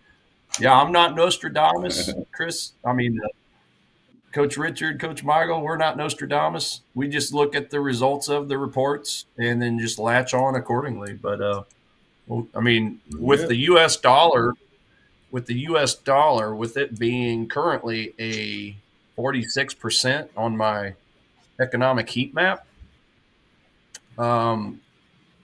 looking at that CPI, I mean, they are projecting the core CPI 0.1% higher, and then the CPI regular 1% lower, and then the CPI year over year, which would probably be the tiebreaker, they're expecting it to be 0.1% higher. So if, and that's a big if because obviously their numbers are wrong quite a bit, but if you add all that together and it actually comes out exact, it's a 0.1% higher. So that would theoretically help the U.S. dollar with a bump to the upside. But we all know that we'll either come in soft or we'll either come in warm, right? So yeah, it's just best to just kind of let it do its thing, wait till volume kind of gets back to normal after that first half hour, whatever it takes, and just pick a trend. I mean, currently the dollar, like for me personally, the only thing I'm watching the dollar on is to sell it against the yen or sell it against the euro. So buy the euro, sell the dollar. That's really it. Right. Euro dollar, yeah, I got a +6 bullish score on it. Dollar Japanese yen, I got a -6 bearish score on it. So, yeah, and if I can get into a trade on one of those two, then yeah, I would prefer to see it give me a little bit of a buffer and profit, maybe 40, 50, 60 pips. If I can achieve that, then great. I'd probably hold it open. But if not, if I get into a trade on one of those two pairs and it's just going sideways or barely moving, then I'll probably just close it out before CPI, let it get released, do its thing, and then maybe latch back on afterwards, especially if it's negative, the dollar. If those numbers miss expectations. If those numbers miss expectations, then those two currency pairs I just mentioned will get a stronger reading, right? The dollar Japanese yen would get a stronger bearish reading than what it already has, and euro dollar would have a stronger bullish reading, right? So, if I could hand pick it, I would pick it to be negative, negative for the dollar. Okay?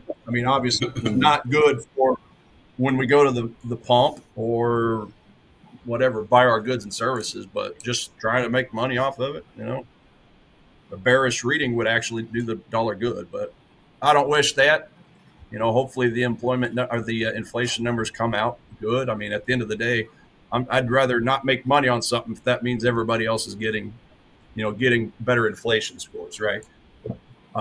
That would be selfish of me to think that. But the cool thing is I can make money on this regardless, whether it goes up and down. But, if it comes out that it's good for the dollar, negative for the dollar, obviously that's good for the market. So, for the stock market. So, that's the humane thing to do. Right, exactly. But hey, you can't let the chaos go to waste. If it comes out and it's higher inflation number than that, or hold on a second. Let me relook at that. Okay, so yeah, the last inflation report was spot on. It was 2.7 forecast. Actual was 2.7. So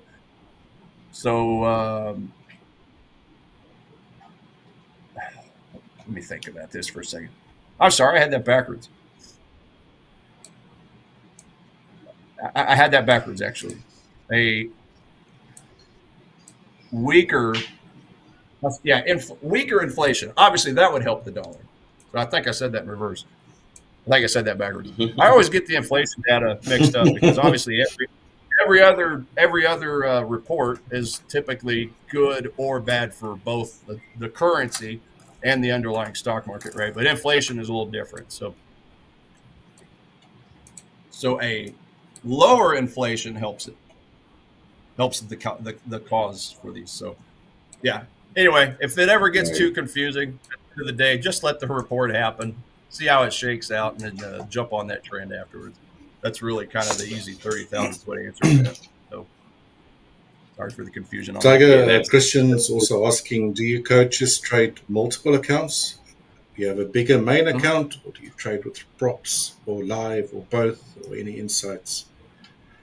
Personally, I have a little nest egg account that I've been slowly growing for quite some time over the years, which I trade options on as well, and a little bit of futures now and then. And that's my personal, almost like a retirement, hopefully, account, if that makes sense. And then each coach here at Hola Prime, we've got our own prop trading accounts as well. So we do trade them, and actually the ones that you are seeing when we're executing are actually on those prop accounts. So I do, maybe if you're asking about whether you should keep them separate, different accounts, then I think I'm a fan of that. If you maybe have a specific strategy that differs from another one, maybe, it makes sense to keep two accounts separated from each other. But anyone on the other, it's like really probably personal preference. What do you guys think, Tiger and Michael? Yeah. Yeah. I mean, yeah. I'm gonna actually say hell yeah. Yeah. Hell yeah. It's good. Yeah. It's definitely good to keep strategies like, different. I mean, for sure. Go ahead, Because Mike. there's actually no way if you trade this different strategies on one account, it's going to mess your numbers all up. There's no way that you can that you're going to be able to do that, right? Like you want to have, to be honest, I'm not saying you want to have a bunch of different accounts for all your different strategies. Because to be honest, you shouldn't be having that many strategies. You should have a few that's working in the first place, right? And like, yeah. So I'm not saying have a bunch of different accounts. Like me, for example.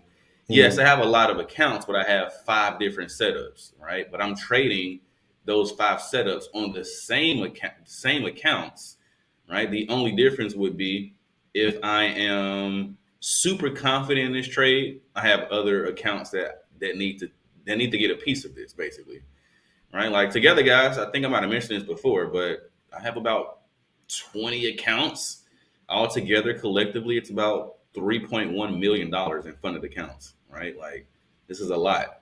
So you definitely, sometimes I will only take trades, super high probability trades on all my accounts on those high probability setups.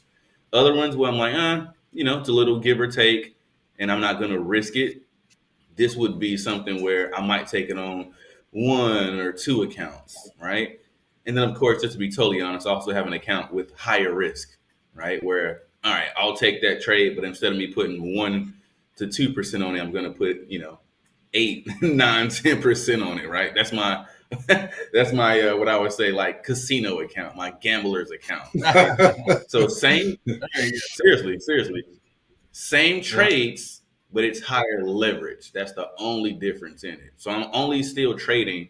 When I mention my 5 setups, there will never, ever, ever be a time, right, that I'm taking any setup outside of those 5 setups. That just doesn't happen. I'm only taking those 5. Now, depending on what account it is, that's the difference maker. Sometimes it could be an account where I'm like, all right, this is a great setup. I want to take it on, my funded account. I want to take it on my personal account, and that's kind of it. And there's other setups where it's like, oh my, this is a Mona Lisa. I'm taking this on all my accounts, and I have to stop myself from over leveraging on all my accounts. Right? That's how pretty the setup is. In those cases, everyone deserves a piece of that, right? Because that's kind of how I run mine. But yeah, you definitely want to separate them. You definitely want to have this nest egg account. He's growing, as we all do. Because what happened there? Obviously, weird. You want to be able to take some of that money out and put it into your own account without, limitations. I'd say. So yeah, definitely split them up. And I'm just being honest. I'm a huge fan of the trade copier, right? So when I mention all of those accounts, I'm not executing that on all the accounts. I have one main account, and when I execute on that one main account, it executes on all the other accounts that's connected to it. Right. Yeah, I was going to ask you that. Yeah. Actually, I have 2. Nice.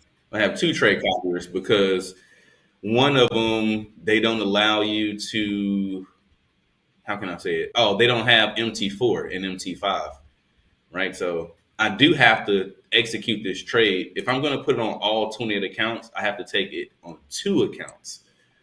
One is a master account for all my MT4, MT5 accounts, and then the other one is a master account for all the Trade Locker, C Trader, DX Trade account. So in essence, I would log to my VPS and take it on that account, take those trades on that account. But everything else, I would say is regular. I would just manually take it on 1 or 2 accounts. One of them I have, like, if you guys ever would look at it, this is going to be on my phone. This is my riskier account where I'm putting a little bit higher leverage on it. Like EA right now, although I took this on my regular Ola Prime account, I also took this on my higher risk account as well. It's a C trader account, right? So it's just a 50,000 instant funded account, but that is my what I would call a weekend account, right? When I get to do my fun stuff on the weekend, that's when that account comes in. Like, oh, don't worry about it, guys. Just get it wherever you want. It's like, oh, wow. I'm like, yeah, this had a good week. Sound like me. So, too generous. Michael, Christian's saying having such a casino account absolutely helps preserving and have substantially better results on the others, especially if one is an impatient trader. Yeah, that's 100% right. It's some people you can call it. I remember when I was with Sam and Eamon, right? They called it we made jokes, but we call it a scratch the itch account, a casino account, high leverage account, your bully account, whatever you want to call it. That part doesn't matter. What matters is that you're not over leveraged. If you're going to be over leveraged by a bit, again, I don't hardly ever do more than 10, 15, right? And these are high probability setups because if I lose it, it's going to lose back. Right, so just keep that in mind. But right, and being disciplined not to go mess around in those accounts either, right? When you're not supposed to. Yeah, and it's just one of those things, right? For me, like again, like it's just that at this level, you know what trades you should be taking and which ones you shouldn't. Like that's just kind of how it goes, right? If you want to get too far out of it, that's probably one you shouldn't take on your high risk account. You just shouldn't. Me, if I take a loss on my high risk account, guys, just to be totally truthfully, and I get stopped out, that's more than all my bills for the entire month, all of them. Yeah. So it's not smart for me to trade and take a big loss on those accounts, right? No. Yeah. So I like to keep it together and still, once again, I'm trading within this exact process still. The only difference is, again, it's higher leverage. So coming back all to it, to answer your question, Christian, hell yes, you want to split all of that stuff up. Like, don't put all that together, right? Because I haven't had people who are there like, oh, well, you get a little itchy sometimes. You just want to click the mouse. Don't feel like that on your main account. Don't do that. You're never gonna pass that challenge. You're never gonna pass that challenge. You're just not. So don't do that. Have your own account, and after you blow it a few times, you'll realize, man, maybe I shouldn't be doing that. Once you get to that lane, then you'll notice, what should be happening. So I've been there countless times, more times I can count on both my hands and my toes, right? So I have a distinctive strategy now for being able to separate it with my trade copier, right? My own personal account that, hey, I know this is a good setup and I want to add to my nest egg, as Richard said, or I'll throw a little bit more at this for the weekend, right? If we want to go rent something, a catamaran, or be able to, whatever it is, the excursion for the weekend, this is that account for me, right? But I've earned that. Just to be totally honest, I've earned that to be able to do that. So, so yeah, definitely separate all of that stuff. I really like that idea too, Michael, because I think it's something that even during trading psychology and all that stuff, that people don't really talk about that. Is that I find it's very important that when you have profit on the table, and let's say you banked a good trade this week, or you had a great month or something like that, is you need to reward yourself, right? Yeah, like you said, renting a catamaran, whatever, floats your boat, right? Pardon the pun. But if you don't do that, then it just becomes, I don't know, you're probably going to get bored and that sort of stuff. You really need to psychologically, it's like, giving a dog or something a treat, it's like you've done well, pat yourself on the back, reward yourself and go do something nice, whether it's on your own, with your family, or whatever the case might be, friends. I think that's really, really important to do that. And that's actually a good idea to keep those accounts potentially separate, or even if you got, let's say, only a couple accounts, maybe have an account like that where you just like send money that side, or whatever. your fun account or reward account, whatever you want to call it. They're very cool. Seriously, that's real smart. Because what happens is, right, like most traders, what they'll do is, and we get it. I totally get it because I used to think this at first too, as far as I just want to compound. I'm going to compound it. I'm not going to take out any money and just compound it. That's a great idea in the beginning. And then when losses start coming around and you realize that this is a journey, not a destination, you realize you need to pay yourself. You're putting a lot of time into this. You need to pay yourself somehow, some way, right? And whatever that is. For some people, it might be, hey, you can pay your phone bill every month. Others, hey, you can pay your car note, your insurance. Others, hey, I can pay my rent off this. For me, I live here. Everything's really inexpensive, right? We'll get into that another day. But we can always do whatever you really want, right? Nothing is cooler than weekends when I can go to the beach club, get 2 beds right up front, and have all my friends, whoever comes up, can drink and eat as much as they want, right? Like, that's cool to me. At the end of the day, that day for an all-day event for everybody, that might cost me $400 or $500 USD. That's nothing at all. That's very inexpensive, right? And we had a ball for the whole day. Yeah. Very nice. 2 huge California king size beds right on the beach. Just getting into it. So super cool, guys. But again, whatever, no pun intended, whatever floats your boat. For sure. Absolutely cheap living down there. I definitely remember that. Cheap everything. Sure. It's still a hidden gem as far as I'm concerned. Good morning, Edgar. Thanks for joining. Yes. Edgar, what's up, Edgar? All right, guys. We got about 15 minutes left before we'll take our halfway marker break. If you just joined us, we will still be giving away a 10K challenge account during this morning session, actually for the remainder of the week, which is great. So if you haven't won yet, or you're new here, we are giving away a 10K Forex challenge account.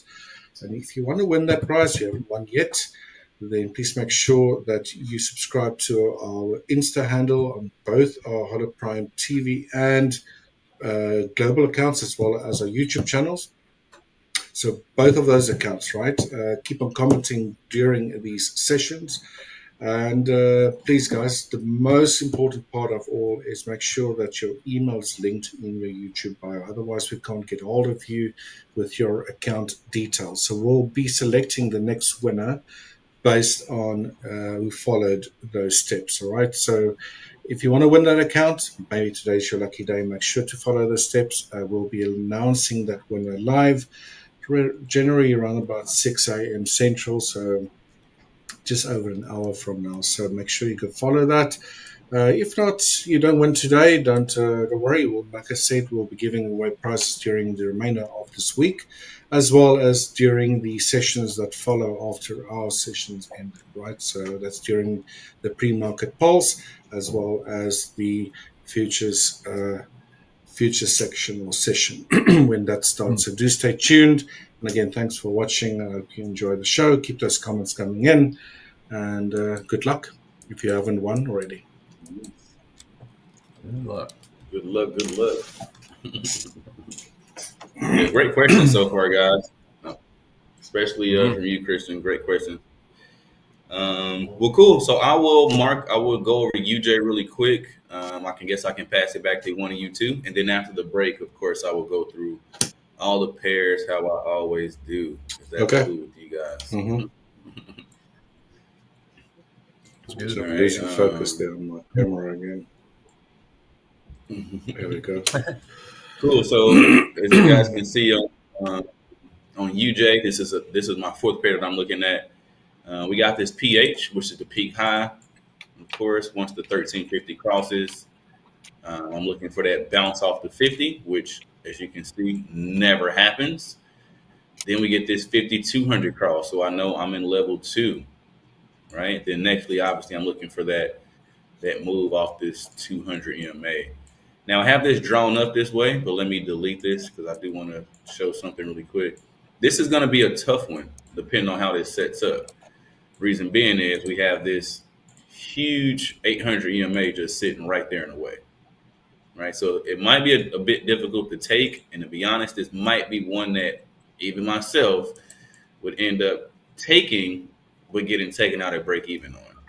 For the simple fact that this could easily do something like this, come out. And once it get here, I will move my stop loss to break even right at this 800 EMA. And what I could totally see it doing is pulling back, testing this area, taking me out at even, then dropping, right? But I'm not going to risk, just part of my rules, my rules and skill set is I wouldn't not move my stop loss to break even once it gets here. That's just going to be something that I'm willing to take. Right. My next move would be from there. If that did happen, I would drill down to the 15-minute, right, and then look for that next move to the downside. But initially, no matter what, I'm going to move my stop loss to break even because I'm not going to take the chance that that it does this and comes back. Because what could totally happen is it could do something like this, right? It could do something like this, bounce off this area and just go back the other way. And I don't want to get stopped out right here over that move. So no matter what, I move my stops to break even at that point. If it comes back and takes me out at break even, oh well, I'm just gonna look for the next move. Oh well, I'm not gonna risk. Yeah, that it does that. So it's gonna be a difficult one to take. Just being totally honest, we'll have to see how it looks, especially on the hard right edge. But yeah, this one's gonna be a little bit tough because we got this EMA sitting right here, right? So the next best thing to do is once again just drill down to the next lower time frame, which for me would be the 15-minute, and then take it from there, right? Just to kind of mark this back up. Again, we got this 5,200 cross, so we know we're in level 2. Don't I say the same thing every day, guys? Like, it's almost. That's the way it works. Right. We're not reinventing any wheels. Keep drilling it into your head. Keep drilling into the same stuff. Yep. Reload. Boom. I'm just looking for this move. Something like this. Right. We already got that first leg closed below. Looking for this second leg now for the drop. Right. I would love for it to just not come back after this bounce, but I know that's probably not going to happen. It's probably going to end up doing something closer to this. First move, second move, something like that. And on a 15-minute, I will pull up the 15-minute and I will look for an entry around there if I get taken out. If I get taken out and it never sets back up, that's totally fine. But if I get taken out and it sets back up on the lower time frame, I'm definitely going to take it again. Because again, this is the projected move. They just have to do this little bounce area, right, and take you out. And that's I can't say that's exactly why the 800 is here, but this is a prime place for them to make the move, right? It's like, I don't know. Let's say if you were to get robbed somewhere, don't you think it's probably unsafe to be in a dark alley at nighttime by yourself? If you were going to get robbed. Yep. That's it. That's right. This is that.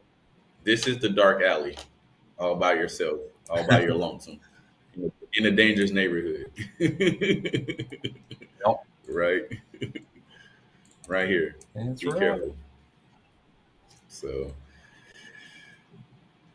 well, cool. That's it for right now. Again, I'll go through the my deep dive once we come back from break here in the next few minutes. Well, next 15 minutes after the break. And yeah, guys, that's it I can now. You guys are still here. I can look at a couple things before break since we got 5 minutes. Richard, unless you had anything you wanted to show. I just want to quickly share my screen on gold. We had a few questions there about gold. I won't take long. It's just, what we're looking at here. I know Maria's looking at, what was it, 3330, about here. We'll be within that pretty large fair value gap there that occurred there on the 1st of August.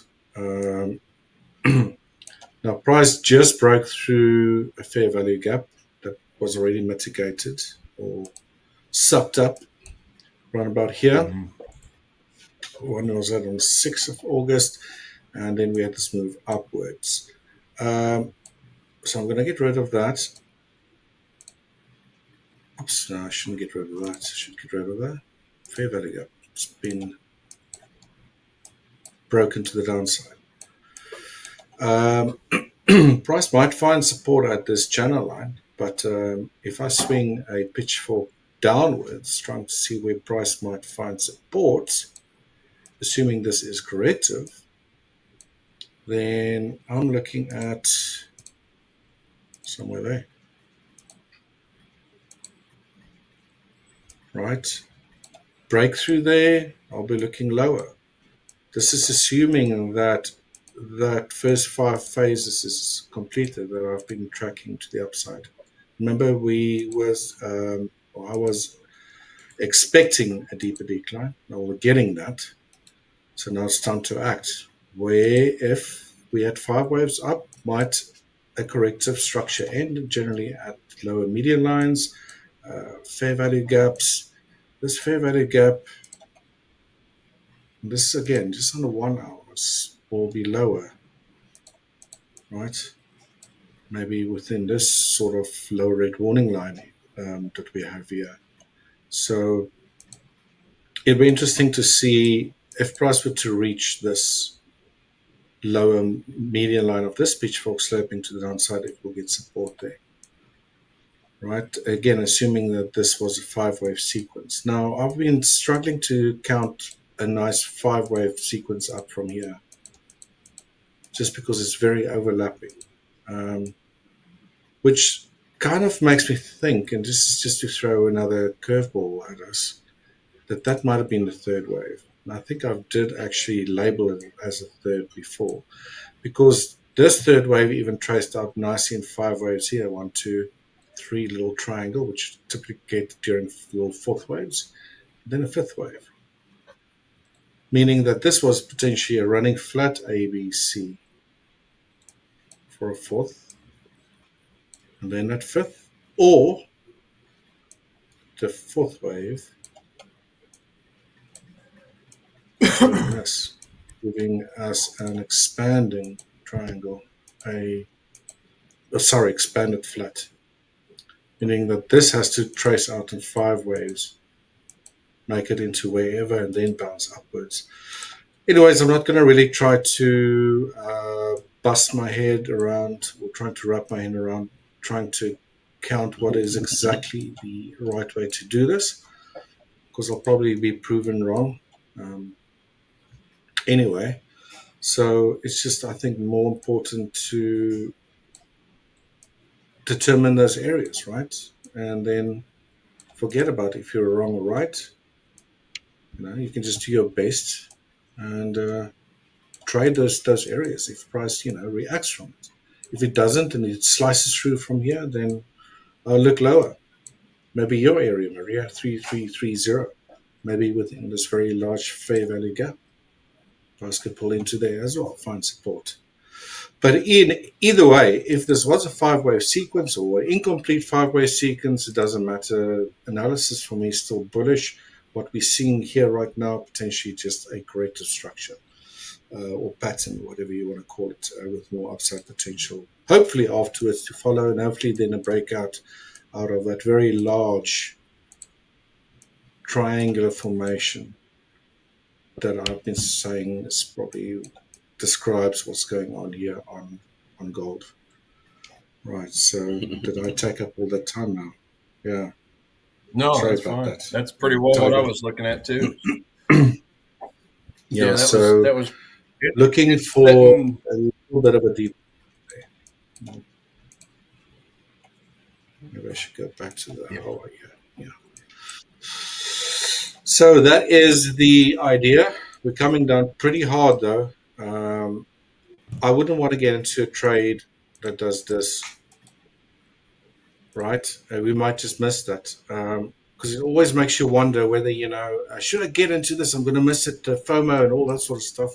And the price just lifts off. It'd be nice if we get, like a nice sort of like, okay, we're getting a strong move now to the downside, maybe into that area. But if we could, or just start stalling a little bit and then do this and then go up rather than just one foul swoop to the downside. So, but let's see. Gold's been moving lower, been following my expectations. So now it's all about trying to figure out where to get in. I'm sure that's what we're all trying to do as traders, right? So anyway, that's my 2 cents on gold. We've reached the halfway mark of our session. Scotch is going to take a 15-minute break just to try to get something in our stomachs. I know Michael's going to have a little bit of a power nap. We'll be back in 15 minutes' time. I wish. If I try that, I won't come back. 15-minute power nap. I don't think the chair will be empty when we get back, Michael. So, don't go for it. Right, we'll see you guys soon. Please do stay tuned. Again, we'll be giving away 10K challenge account at 6 a.m. Central. So please do stay around, stick around, and hopefully today's your lucky day. We'll see you soon. All right.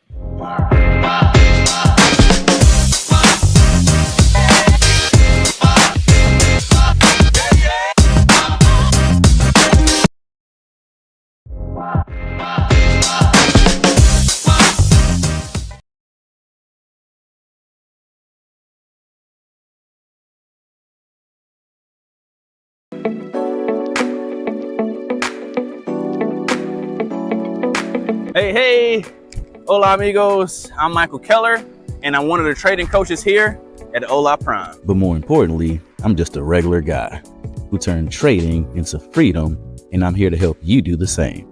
So this is a glimpse into who I am in front of the screens and beyond the charts. See, a strategy will get you in the trade, but mindset keeps you in the game. I started trading back in 2012, and honestly, I lost more than I won in the beginning, but every loss taught me something. It wasn't about having the fanciest indicator. It was about mastering my mindset.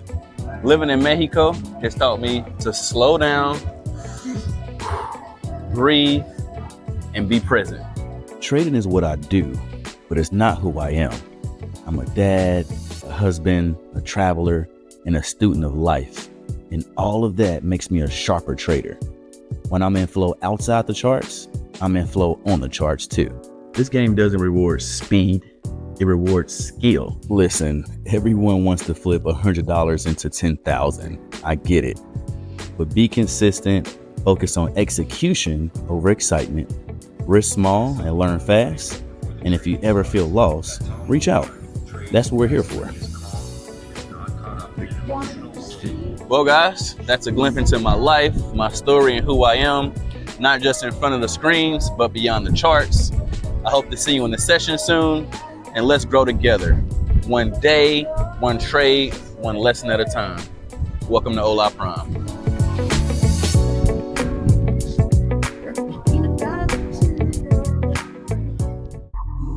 Ola Prime, trade with transparency.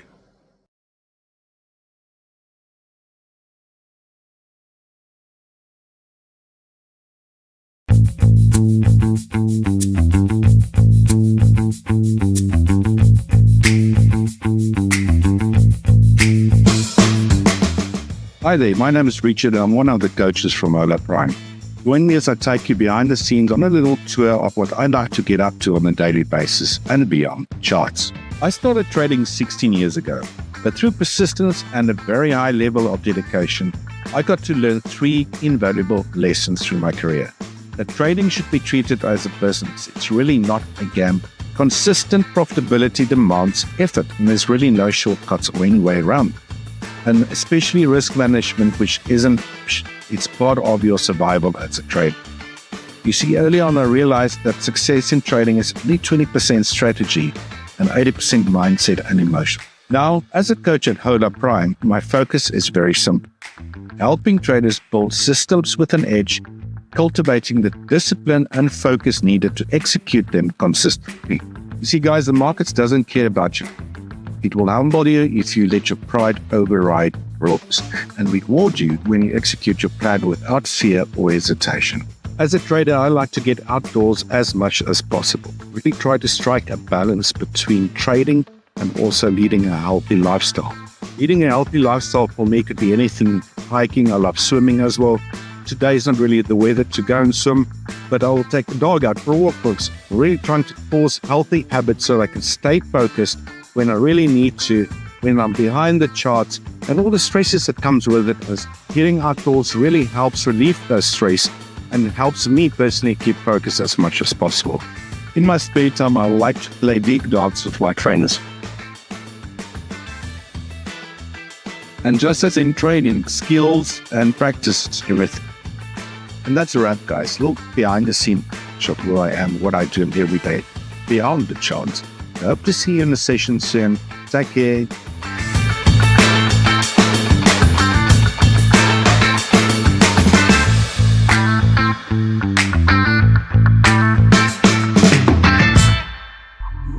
Ola Prime. Trade with transparency.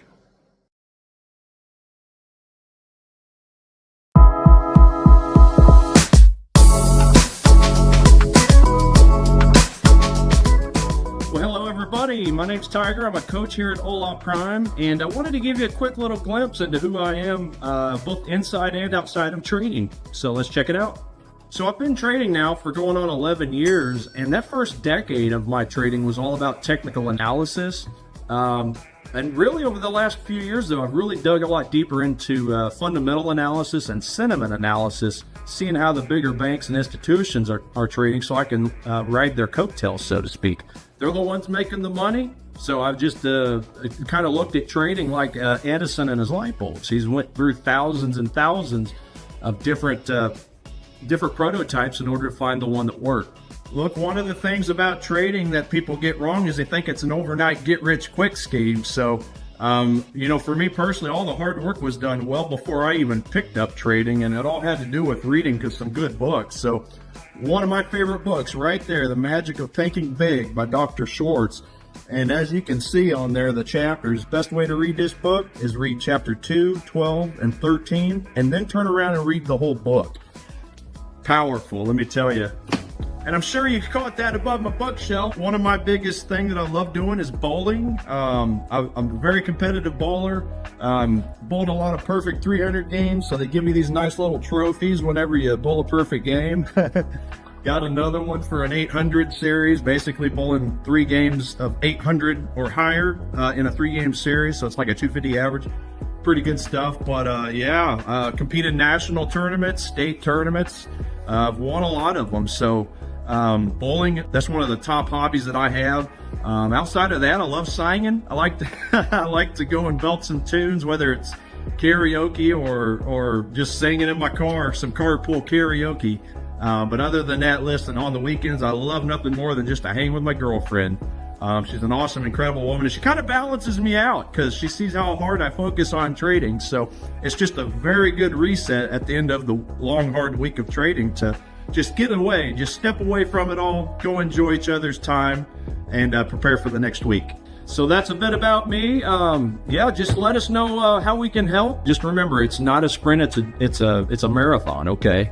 The basics of trading are quite simple to learn. It's just all the nuances that take a while to really master. So just keep that in mind.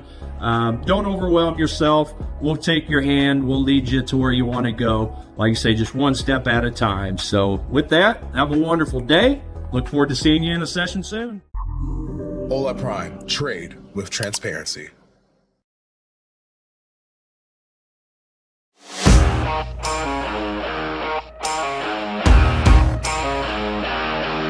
Hi, I'm James. I'm one of your coaches at Ola Prime. I've been trading for about 30 years. Can you believe it? Seems like an awfully long time.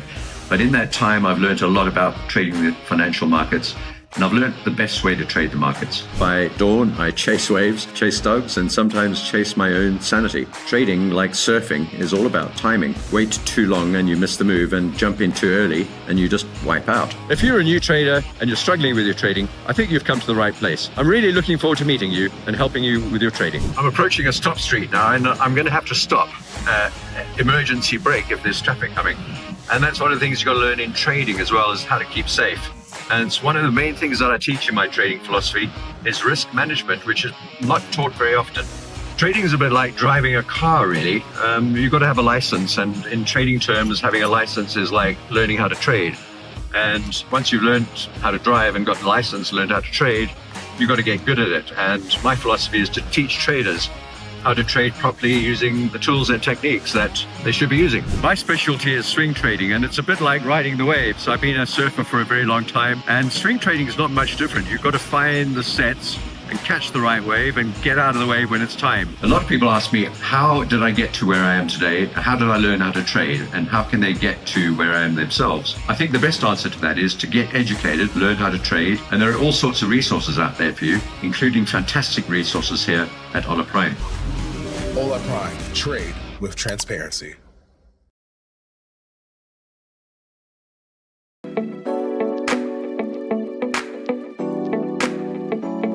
Hi, I'm Paul, one of the coaches at Ola Prime, and this is a little insight into who I am beyond the charts.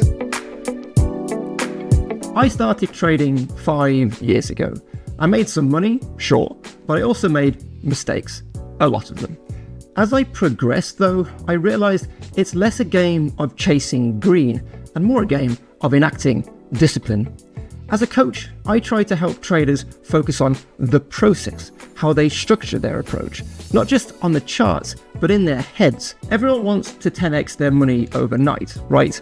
But real growth, it comes from small, smart, and consistent moves repeated over time. Trading is a journey, so patience is always required, but I am here to help you grow, so don't be afraid to get help. Improving your success rate is what we do. But after a day of trading or an afternoon of coaching, getting away from the ever-evolving price action of chart setups is a must, as the outdoors can reset your mind, whether it's taking my dog for a walk for 30 minutes or gently strolling on the beach after a winning trade. I never allow myself to get lost in the charts. Stepping back gives me perspective, and perspective is what makes me a good trader. I'm always looking for that balance in everything I do, and if you can achieve the same, you'll soon discover it unlocks so many doors. So that's my deal. What's yours?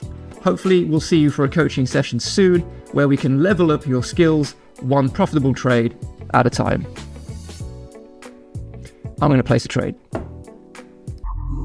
Ola Prime. Trade with transparency.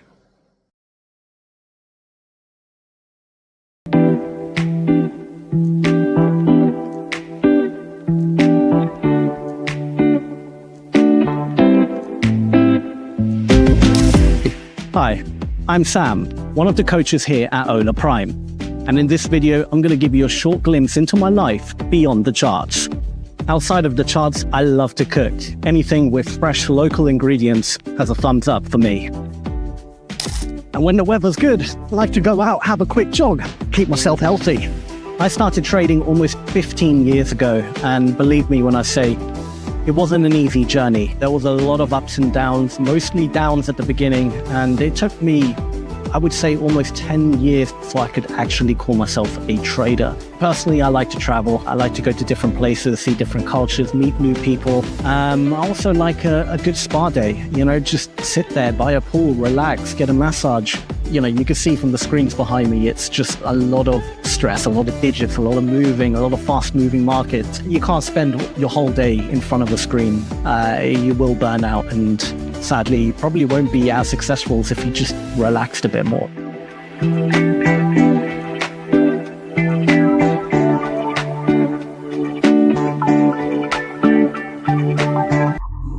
Ola Prime. Trade with transparency.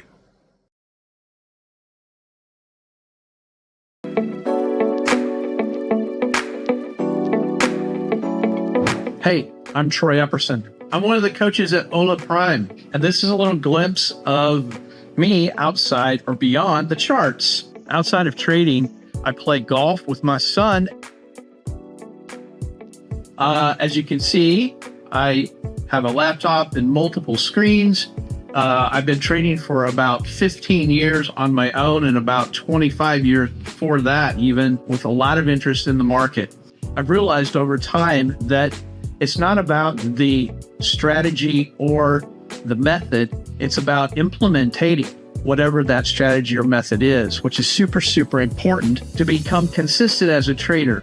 Everybody wants to get profitable and make thousands of dollars a day, literally overnight. But it's about taking those small incremental trades just over time, taking the same boring pattern over and over again that creates that consistency and develops a discipline to make money trading currencies, futures, or stocks, or whatever you're trading. Golf is great because the parallels with trading are immense.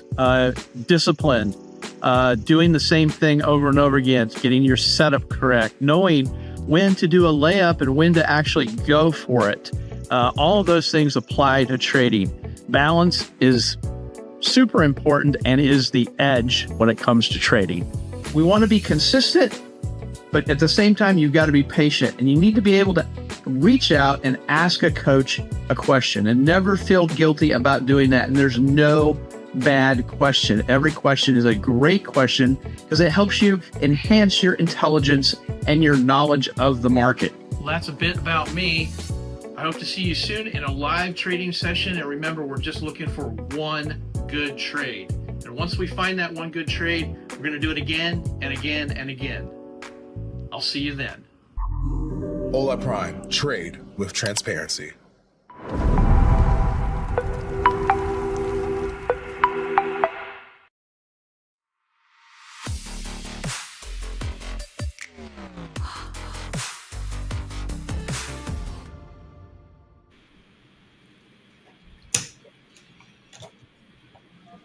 All right. Welcome back, guys.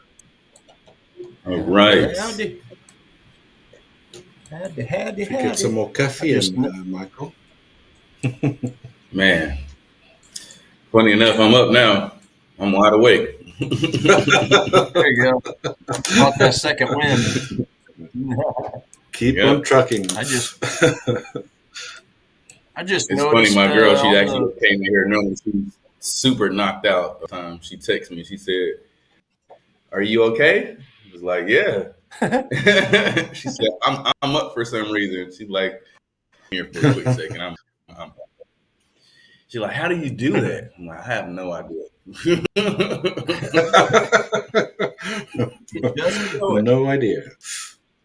Just do it. I noticed that looks like here in Kansas City, we're under a little bit of a flood watch. Yeah, they're calling about 3 to 6.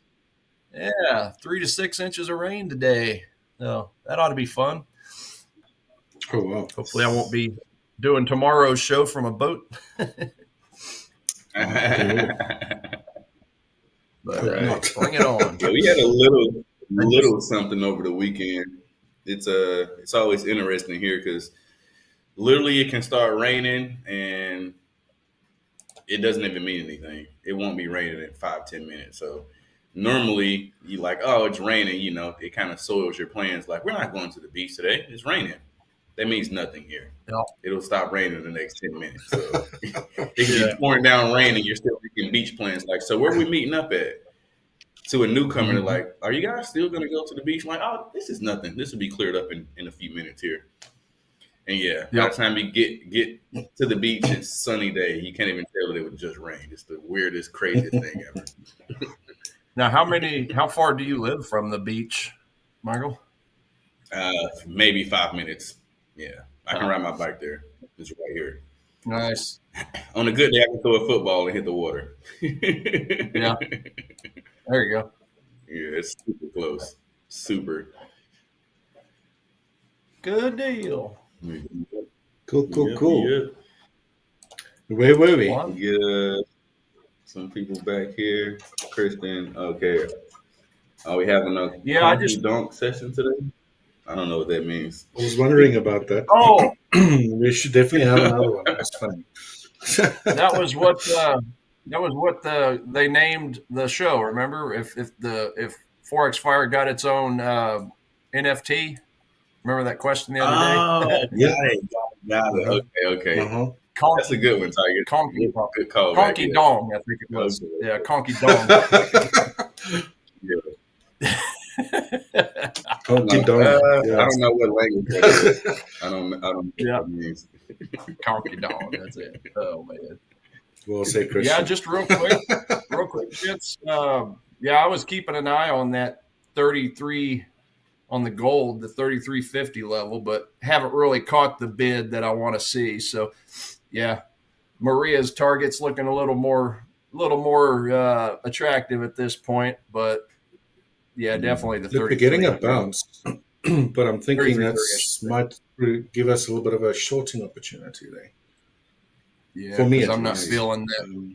I'm not really feeling that 1 hour demand zone long I was bringing up earlier. Not really. Haven't really caught the bid, so we're gonna probably skip that idea and just wait for a little more retracement. Yeah, because I never saw the volume come in, so it kept me safe. Kept me safe from this area here. And you can see the volume on the 5-minute chart. Just barely touched here. I mean, if you're looking at just the candles itself, I mean, you had a really good wick right here on this 30-minute candle after it touched. But again, just no real volume to speak of. So letting that one ride and just wait for a deeper retracement perhaps. So going to ixnay that idea. And then I was also seeing New Zealand dollar, US dollar. I did have a demand zone hit early on this one, but I ignored it as well because the fundamentals actually went down to the negative. So it's -1 now on New Zealand dollar. I was looking at it the other day just from like a small little bounce, but same thing. Just didn't really get much of a bid coming in there like I like to see. So that kept me safe. And then the other one that hit earlier was the pound yen. So that was the let me F11 my goodies real quick. Yeah. So yeah, the other one was this 1 hour supply that hit, but again, it just same thing. On all three of these, the volume kept me safe. I just didn't see the volume pick up. And then we got this 15-minute now that formed within that hour zone. So it's a little bit of zone confluence. But yeah, same thing. Still am just not seeing an ask. Not really catching an ask like I like. So thanks to the VSA, it's kept me safe from all three of these so far. So that's really the only other update I have at the moment. Okay. I believe. Yeah. Nice. Yeah, Maria, I'm also thinking gold will pull back to 3370. 3370. I've got an area there that might work for a little short today. For shorts, yeah. Yeah. Yeah, I don't really. Yeah, maybe a short at 3370 level. Yeah, 3373. Got a little zone right here. A little bit of a supply, right? For like a smaller intraday type setup. Yeah, sell it on down. Ladies and gents, sell it all on down to 3,300 and I'll take those shares off your hands. Be happy to. Yeah, because that's I think the better choice for my trading style anyway. Yeah, to go lower down. And other than that, my Aussie Swiss is definitely treading water, so we could potentially get stopped out of it for a small loss. You can see here, it's just it's that Aussie pair. We got this Aussie news happening tomorrow, so Aussie's I don't know, it's a little finicky right now, to say the least. It's a little sus. Yeah, it's a little suspect. There you go. A little sus. So I need my magnets. Now, in all fairness, guys, remember this pair is not even. It's giving me a neutral bias now. So yeah, Aussie Swiss. I mean, it was bearish the other day when I took it, but it's taken 3 of those points off. I'm only at a -2 right now. So yeah, again, I just basically went ahead and took a choice to leave it on, because when I look at my Echo surprise meter, I mean, again, the Aussie is only scoring at 38%, right? And then the Swiss franc is giving me a 67. So let me just pull this over here real quick.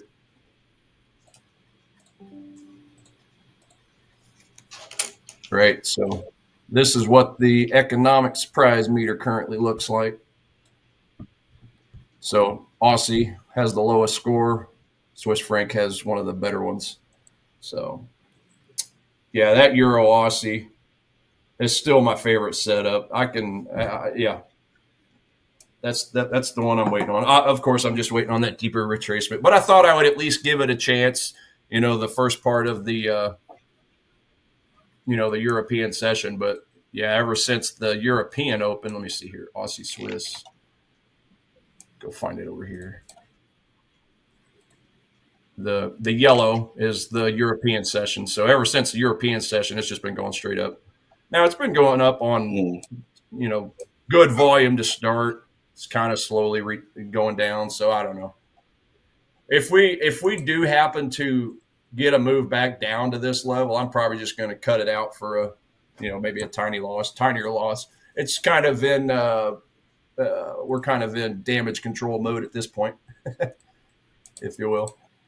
So just get me back down to break even. Probably just say c'est la vie, and then just have some patience for the Euro Aussie opportunity that I'm looking at. Euro Aussie, yeah, still looking at this level over here on Euro Aussie, 1.7767. I do think that that's a little bit better of a trade setup, and obviously better on the fundamentals, because it's giving me that score of a. What does it got? What do we got now? Did it change? Uh-oh. Let me see what my top setups algo has. Uh-oh. I got to refresh it. Got to refresh it here. Oh, I think I was just showing neutral only. Oh, okay. There we go. Yeah, Euro Aussie. So it's still at a 6. Gold actually went down 1 point to an 8, because it was at a 9 earlier when we started. So it looks like something has changed on it. Maybe it was a yellow folder event or a low impact event. Let me see here. I don't really see anything, but either way, gold is now an 8. Silver is still a 6. And then Euro Aussie is a 6. Euro dollar is a 6. Okay, so yeah. So pretty much everything's still the same at the moment. Looks like. Just gold just dropped 1 more point. That's it. But yeah, I'm still going to keep watching this. I mean, if we do happen to catch a bid at some point, it's still possible. I mean, but probably not likely. So yeah, probably going to avoid it. This is turning into a little bit of a retail zone on a smaller time frame. So probably don't feel like getting chopped up on that. I don't know. Probably just going to ignore that area. Give me a deeper retracement. I wasn't feeling the most confident about this zone anyway, because again, it was just a small range. I mean, we were talking a $4 range. That's not very big. Not on a $3,300 asset, $3,350 asset. Right. Right. So you're talking 0.15%. 0.15% range. Got a what? Say again, Michael? That has a little bit more downside to it, for sure. Yeah. In my opinion. Yeah. Gold. Yeah. Yeah. Yeah. Mine too.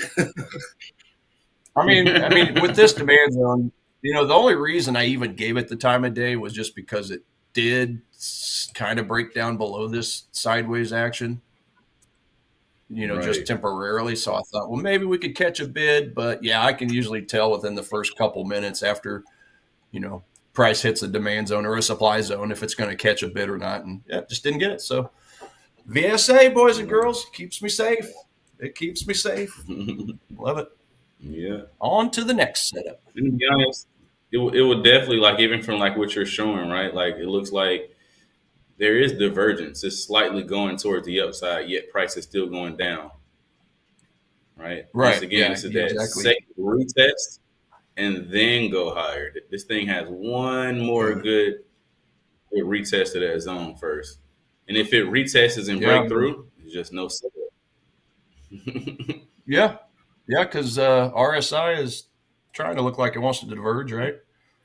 From this low point down to this low point. If you look left at all that price action, there won't surprise me a lot of buy side liquidity just above those peaks, sort of equal highs, 1, 2, 3, 4 of them. If they actually run that and then see a decline. Yeah, and it did on a 5-minute time. On a 5-minute time frame, it did kind of create this other little demand right here. So that's looking very similar, in fact, to what was the other one I was just looking at? Pound Japanese yen. So this is a 5-minute demand inside of the hour demand, which is the very same thing the pound Jap is doing. We had a 15-minute supply within the 4-hour supply, right? So, and pound Japanese yen is a -6. So yeah, it's just same thing setting up smaller zones within the larger zones. So now currently it's actually poking through that zone, but again, I'm just not catching the ask. All right, the volume just hasn't really wowed me or blown me away, so probably going to skip it. I mean, if those zones work out, I think I want to short this. It just needs to bounce a bit higher. Yep. But volume is the ultimate final go, and if I don't get it, skip on to the next one. So that's all I have as far as an update at the moment. Still just mainly we can switch to my charts quickly. I'll just show Maria and Christian as well what I'm looking at there. I tend to agree that price potentially heading towards that area. It's my chart up there. Yeah, cool. Right, obviously different angles here, right? So these white lines were basically my channel lines, right? Made it to this lower channel, perfectly, touched it, bounced back upwards. But I've got the 3 most prominent anchor points prior to this current decline, this blue pitchfork sloping downwards. Looks like the price is respecting this angle pretty well. It has not reached this lower median line yet. It has what we call zoomed the median line. So quite often, price halts in the middle of nowhere without reaching the next median line. You could potentially, you see there was support here. Zoom, now get a retest. Again, that's also around about 3,370, 3,372. And then potentially rejection lower. Right, so that's why I'm looking at that. If you were to bring up a 5-minute time frame,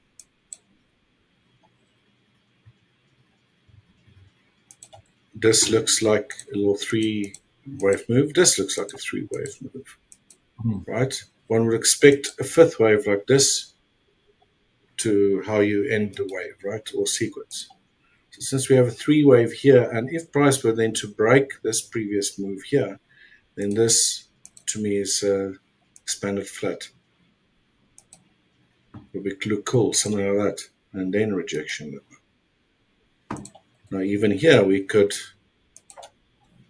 go a step further, assuming that this might be an expanded flat. That could be an A, this could be a B.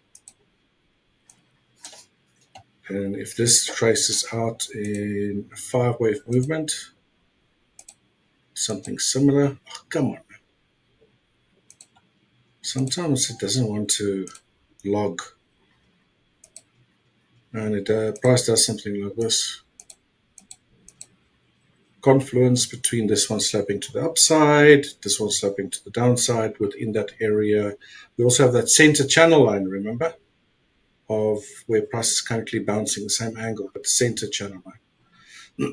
All sort of coming together in that zone. So if we can make it up in there, I think it's very similar to the area you've got, Tiger. Then might be time to attempt a short. So I'm gonna sway a little there, slightly below, crossing up. Maybe make it a little bit lower, somewhere around there. Yeah, about 3369. So if that triggers during the session, price makes it into that area, I'm interested in going short. Stop loss, if I were to get short from that area,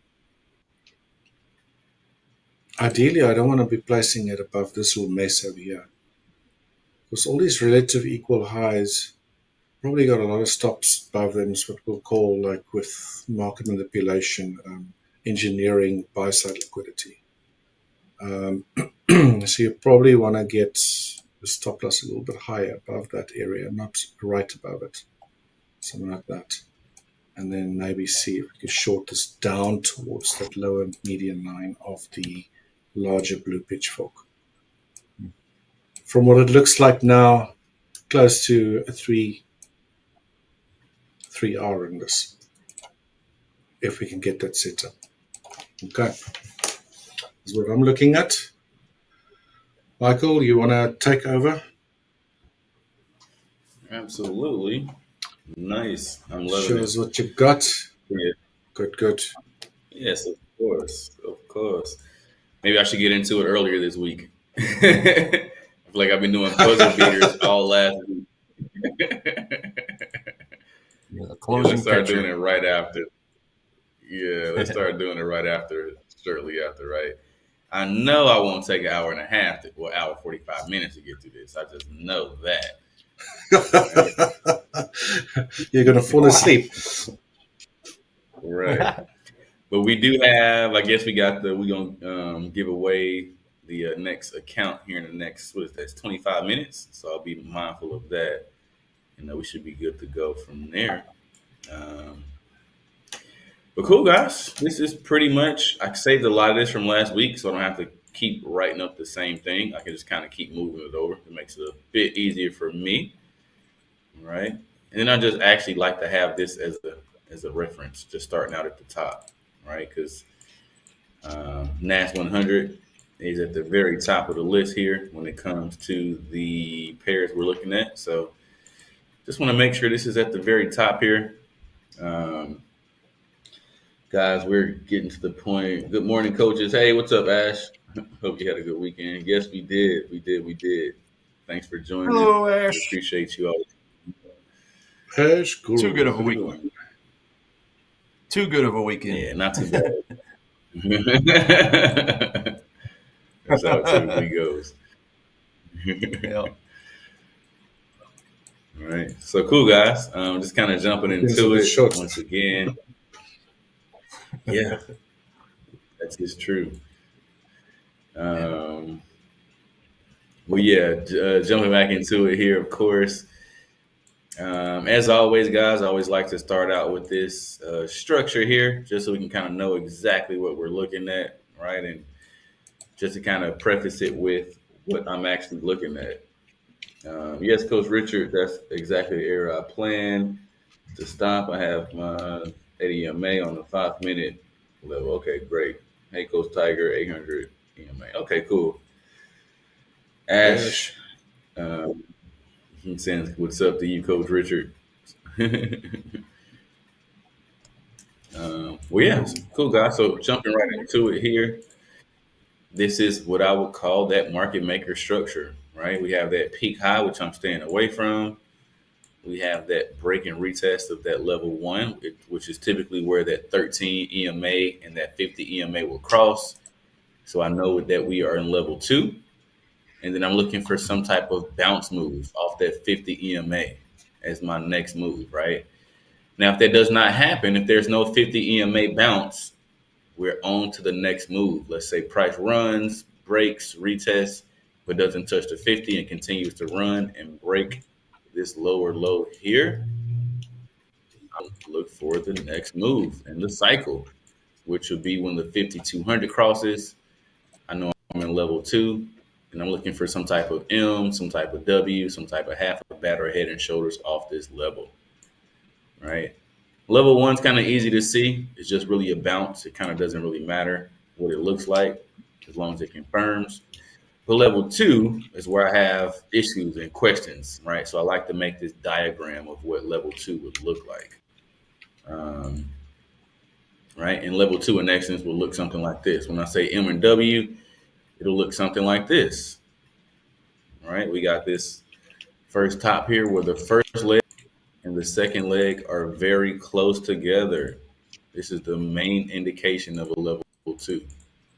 M, right? M or W, that is, right? They basically are at the same area, whether it's an M going short or if it's a W going long. Right, price will typically be at around the same price point around here. Right. Next up, we have this HB, which is again half bat.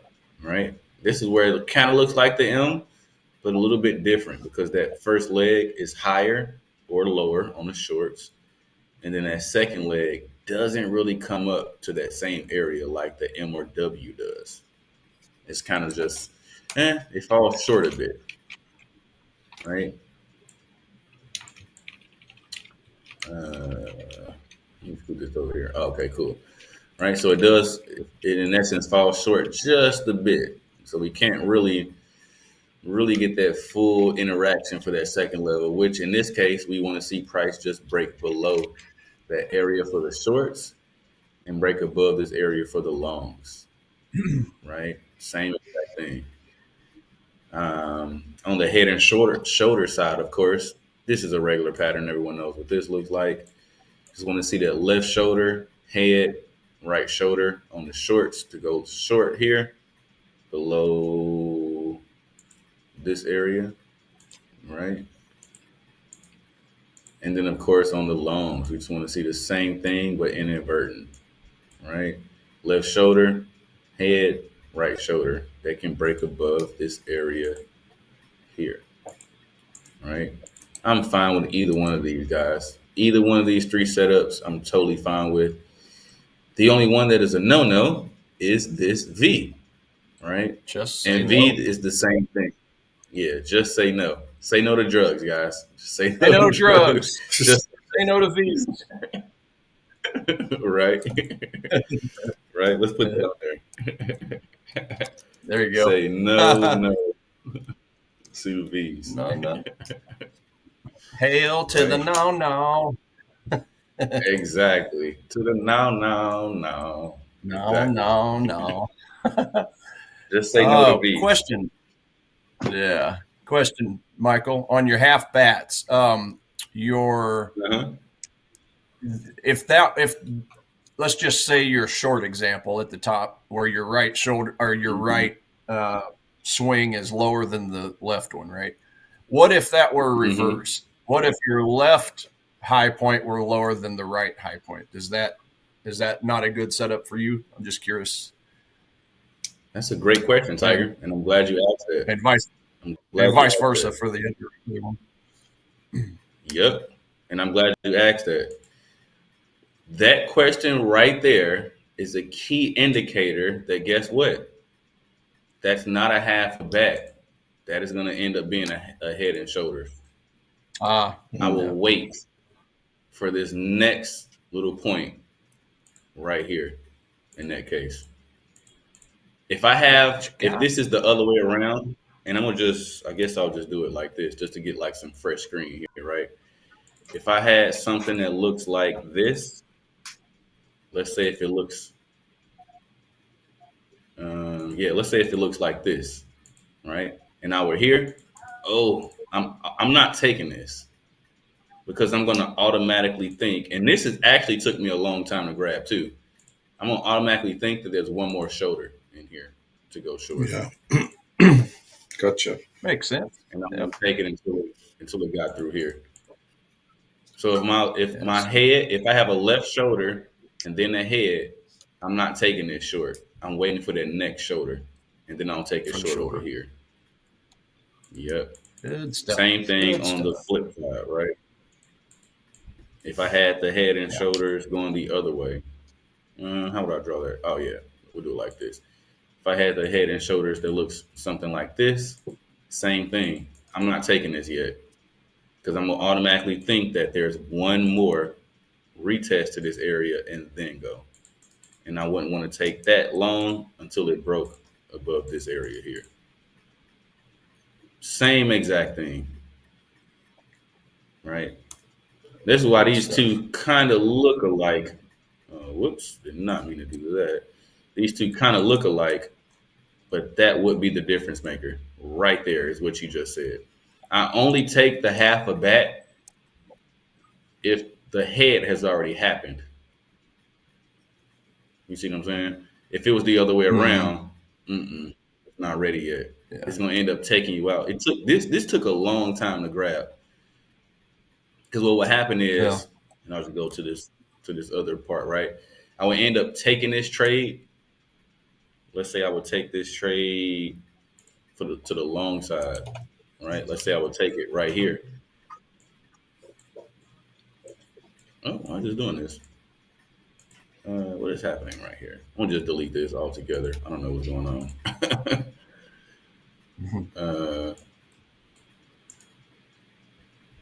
Why is it doing that? I have no idea why I just did that.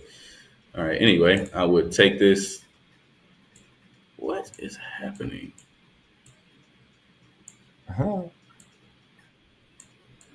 Maximum overdrive. Oh, okay. I'm like, what? I don't know what that was about. Anyway. I would normally take this, let's say, all right, if this was something like that, I'm thinking it's going long, and I would end up putting the trade something like this, right? Stops below this swing point here, and I'm trying to go, let's say easily a 2-for-1, something like this, right? So I put my stop here, I got my TP down here, and minimum 1-for-1, I'm taking this. And then what will happen is this will come back to this area. It will give me my signal to close it. I would close it, and then this thing would come back around and continue to go higher. And I'm like, oh my God, I'm so sick of that happening. I'm like, oh, you know what's going on? I'm not reading this right. I'm looking to take this long right here, and that's not long, right? Because this pattern, there's one more shoulder that needs to happen. Then you can take this. Right. So for a long time, literally, I mean, just to be honest, I'm talking about the last year and a half, I've caught on to this. Yeah. I can't take it like that. The other way around, totally fine. Right. If I have a head and then have a shoulder, then I can take this. That's good to go. But if it's the other way around, like this, yeah, because it's giving you a higher low on the right. So, yep, you got one more pass to it. Yep. Right.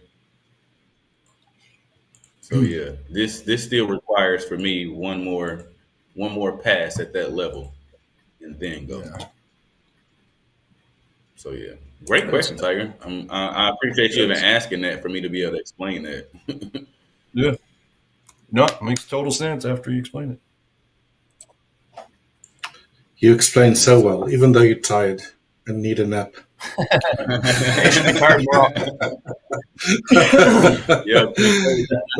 We got a quick question, Michael from Edgar Nova. Sorry to interrupt. He's asking how does the instant funding work? I suppose you're asking about our direct account, right? At Hola Prime. So there's basically no evaluation phase. So you don't have to pass evaluation or a challenge. So you can already almost immediately start making withdrawals. I think bi-weekly, right? we can withdraw up to 90%, keep 90% of your profits. So that is what the direct account at Hola Prime basically refers to. But yeah, I know the other guys, different prop firms also call it something else. The instant funding, I think, is one of them. So at Ola Prime, it is a direct funding account. So you don't have to pass through the evaluation phase, right? Sometimes whether it's a one-step or two-step evaluation phase, there's no such thing with the direct account. What's the other thing I wanted to say? Yeah, that's pretty much it. Hopefully it makes sense. There was something else I was going to say. I completely forgot. Must have been a lie. It must have been a lie. That's what my mother used to say. No, don't lie. I forgot what I was going to say. Well, must have been a lie, son. It's funny. We say it wasn't important. Yeah, you're right, Ash.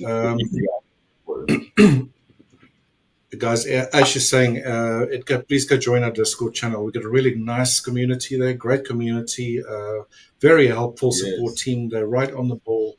Generally, when you ask a question within a few seconds, maybe even a minute or so, you'll get your answer. So do go and join our Discord channel if you haven't done so already. Great place to go and ask those questions for help. And then Christian, Michael, Christian's asking if he can come stay with you. He wants to know if it's safe in Mexico where you reside at. that $500 for double bed, I think, for a day. What was it? Seems like a drawing card. Yeah, so it's super safe here, right? Like, I don't know. I see a lot of stuff they put on the news. I live in a super safe part of Mexico. I can leave my doors unlocked and everything. It's nice. Totally fine. I can leave my bike outside. Nothing will ever happen. We're all a community. Literally, I went to the ocean the other day. Well, this was Saturday, and we got like a setup. It's like a hammock with the thing, and me and my girl get into the ocean. We're just relaxing, and a guy comes up and he says, like, "Oh, I think maybe the sun's is gonna hit your baby. You guys might want to like move her over just a little bit." Like, "Oh, thank you so much for that." We go up. She has like literally like maybe 4 toes are out. The rest of her body is totally in the shade. And I'm like, we appreciate you even saying that, but we live in a super safe place, right? And we're a small community here. Everybody knows each other. I mean, one of the coolest things is we can go to dinner, and for whatever reason, if the machine's not working that day because the internet is out or whatever, there is no, well, you got to get in the back and do the dishes because you don't have any cash. You're like, oh, just pay us next time. Don't worry about it. We'll see. Sort it out next time. Yeah, that's awesome. I love that. Good stuff. I love that. Guys, just a quick reminder, we'll be giving away that 10K challenge account. Sorry, Michael, in about 8 minutes. I believe we have selected a winner for today, which was relatively easy. So that will be a 10K challenge account, Forex challenge account that we'll be giving away. So we'll be releasing that name in about 7 minutes from now. Right, so if you haven't done so already, please follow the steps on your screen where there will be more prizes given away tomorrow during our session, as well as after our session today, during the pre-market pulse, as well as during the futures sessions. So different accounts there that will still be given away for the remainder of this week. Again, just make sure that you will be eligible by just following those steps on your screen there. Subscribe to both Hola Prime TV and our Hola Prime Global accounts. That's on Instagram and YouTube channels. Comment during these live sessions and make sure that your email's in your YouTube bio so that our support team can reach you. Again, we'll be giving away this 10K challenge account in about 7 minutes from now, so please do stay tuned. There you go, Michael. Sorry for the interruption. Oh, totally fine, of course. Just to wrap that up, yes, it's super safe here, regardless of what the news puts out. And then I see we got a question from Kristen too. Would you guys abandon trading for whatever reason? I honestly think the only way I would give up trading is if I lost my eyesight and I was forced to. That's probably it. Yeah, I also think so. Definitely. I'd figure out how to read Braille. I don't even know if that's even possible, but trade. I must say, getting to where I am right now, I almost did give it up a few times. But that's in the past. Yeah, I'm sure we've all had for that sure. thought. Same here. Yep. For sure. Yeah. I mean, Yeah, I when put those it on hold. losses come, you definitely think about it for sure. Yeah. Well, I went through a divorce and I put it on hold for a couple years there back in like 2015. Yeah, I just put a stop on it, try to collect myself. That's where I just dug into a lot of books and stuff to work on my brain and kind of get out of that funk. But when I came out of it, you know, the love was there twice as much as it was before. So sometimes we go through those dark periods, just got to pick ourselves up and, you know, get better and then jump back into it with a fresh perspective. So that sucked, but it helped me out in the long run because I got back in and just started working on myself. So I could be a better version. So. Right. It doesn't break you, makes you stronger, right? That's right. 100%. That's right. And now I got the girl of my dreams, so it all worked out pretty well. But it is good to get broken sometimes, but stand up and learn from it, right? Oh yeah, that's the best way to learn. Absolutely. If that didn't happen, you wouldn't even know. That's how I like to think of it as. Right? Like some of the rules that you have in place now, you only know that because you lost on that particular setup or strategy so many times. Like, I don't like that. I didn't like the way it made me feel. My bank account doesn't like that. I don't like any part of that. I don't want anything to do with it. Similar to me in a peak high and peak low, right? I stay away from these. I don't trade the peak high and peak low. Why? Because I've lost on it so many times and there's no way to catch that, right? Like, seriously, guys, I actually have just told other traders about this one thing, right? And they're like, you know what? My trading has gone up significantly since I stopped trying to catch the time to high and time to low.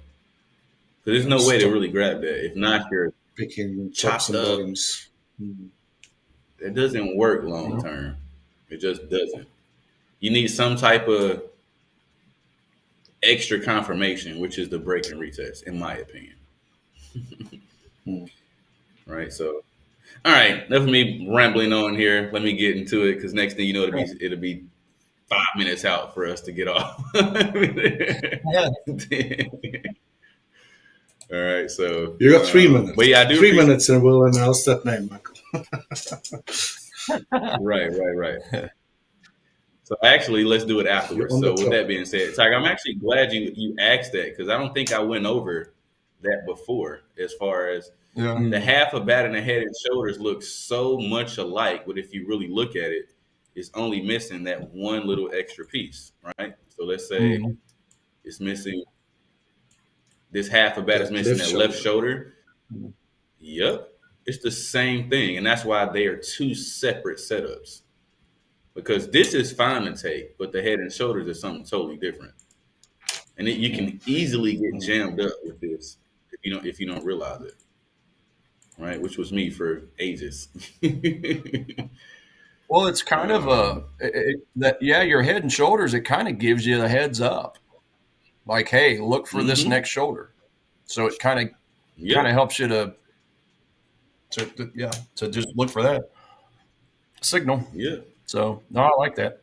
After the head. And typically on the head and shoulders pattern, something else that'll happen is, right, if I can go to gold really quick, I know we gotta give this the count away.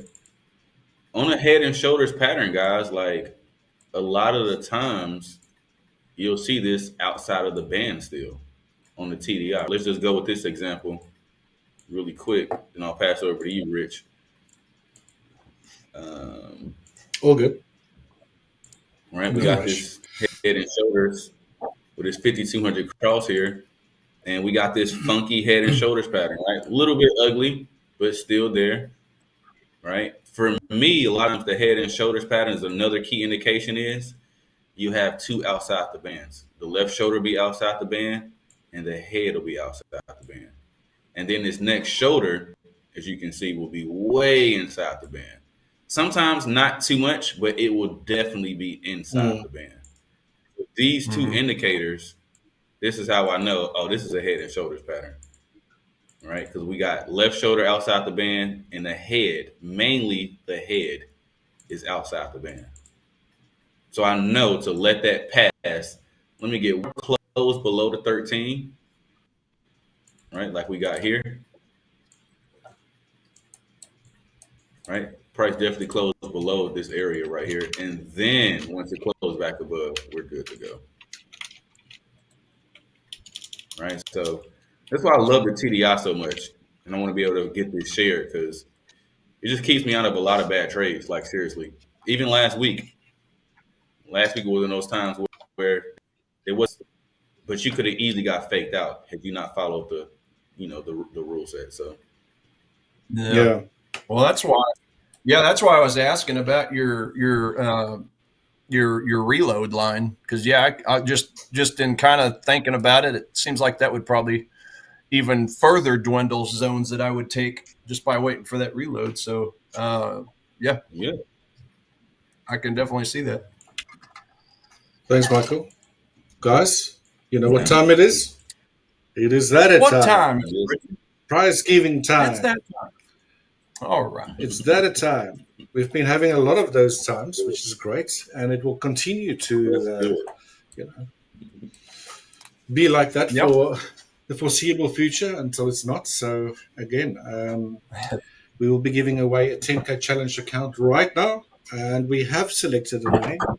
And today's lucky account winner or lucky winner goes to Edgar Nova. Congratulations, winner of that 10K challenge account during the Forex Fire session. Congratulations. I believe you have followed all those steps. So your name was selected based on that requirement. Our support team will be reaching out to you via email, so keep an eye on in your inbox with your account details.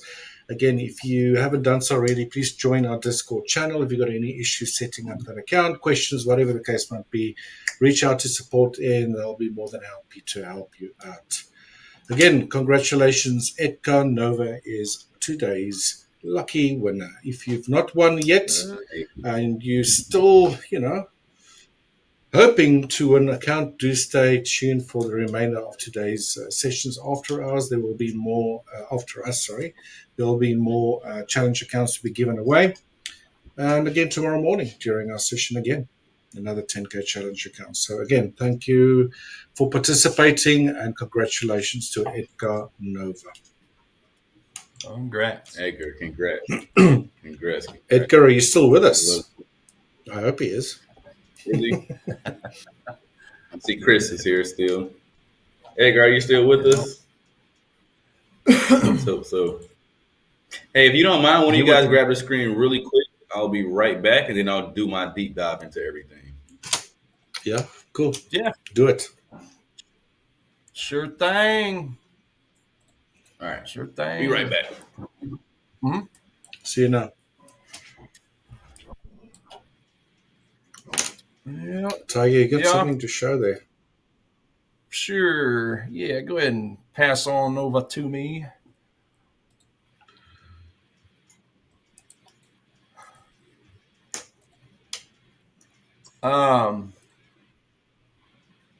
Let's see. Yeah, I think I don't know. I mean, this pound Japanese yen I've been watching, it's trying to roll over like it might be possibly trying to respect this zone a little bit, but I'm just not getting any volume out of it. So could that be a false breakout to the bottom side? I don't know. But yeah, I'm just not getting the volume on that. So I'm probably just going to ignore this. Obviously, I've decided against the gold as well. Yeah, because again, it did form that demand, that 5-minute demand within the larger or the higher time frame demand way back here. But yeah, it's just too close to this retail choppy area right here. That's really what it boils down to. I keep trying to look at it from different angles, but because I do like that it's obviously busted through, or touched and tagged the anchored VWAP, but yeah, it's just went down a little too far. Just doesn't seem to be getting a bid. Yeah. So I need to just quit looking at it and hide, and look at some others. But yeah, I don't think I really have anything yet. Okay. All good. Yeah. Okay. Nothing. I can take it back over. I can Michael's go ahead and dig into everything. Tiger Christian's been asking, do you have a cat, by the way, Tiger? I think you mentioned that before. He's asking what's your cat's name? Rona. So my cat. Rona. That's my sister. Yeah. So my sister's cat. So it was born right in the middle of the COVID shutdown. So she named it Rona Gato. Coronavirus. So Rona for short. Rona Gato. Yeah. So he's got 2 names. I just put it in the chat for you guys and gals. Yeah, Rona Gato. Rona Gato. He's Rona Gato. Yep. So that's hilarious. I didn't even see that question here. Oh, okay, so the funny thing is, the funny thing is, so she paid attention. I didn't even know that you had a cat. How did they even catch that? That's hilarious. When did you even say that? I remember mentioned it once before somewhere. Oh man, I missed it. Yeah, I missed that time. Yeah, I do. Well, the funny thing is, gents, and this is probably kind of morbid, but she had another cat, and I kid you not, it was a white cat, but then it also had it looked like a mustache, just above it, just because it was dark. It was black fur right above it, and it's a white cat with black fur. And her son named it Adolf Hitler. Oh, no. Adolf Hitler. That's catchy. And he ended up getting, he ended up getting get into trouble with that. Yeah, I know. But anyway, he ended up getting killed, I think, by something. So he got what was coming to him, I guess. Yeah, I know. It was. I got a morbid one like that. Since we're on the topic, my ex, she had a bird, and I didn't know this until this happened, but I guess you grabbed the bird too tight, and it you can literally squeeze the breath out of the bird, and the bird died right in her hands. It was like, whoa, that was very dark. And then she had a daughter, and her daughter did the same thing to another bird, and I called them the lady killers. Wow.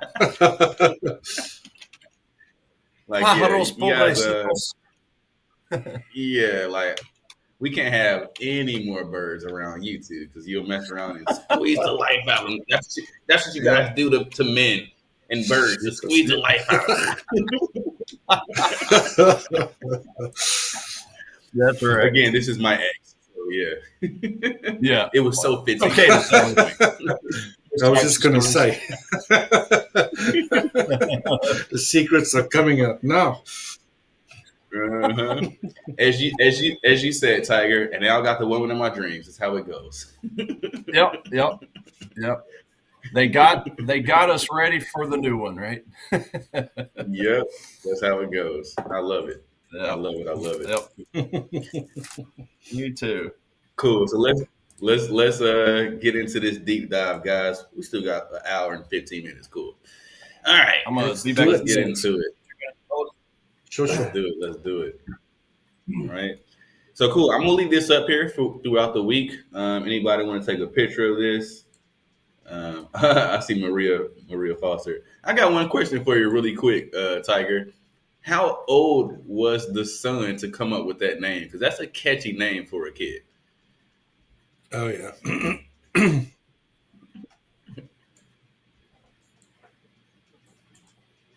You hear me, Tiger? Right. Oh, he Switch disappeared. over to Michael's screen quick. Oh, okay. Yeah, let's get it over to me, please. And I can sweet. All right, cool. So getting right into it. A feather crusher. Yeah, feather crusher. There you go, Maria. Right.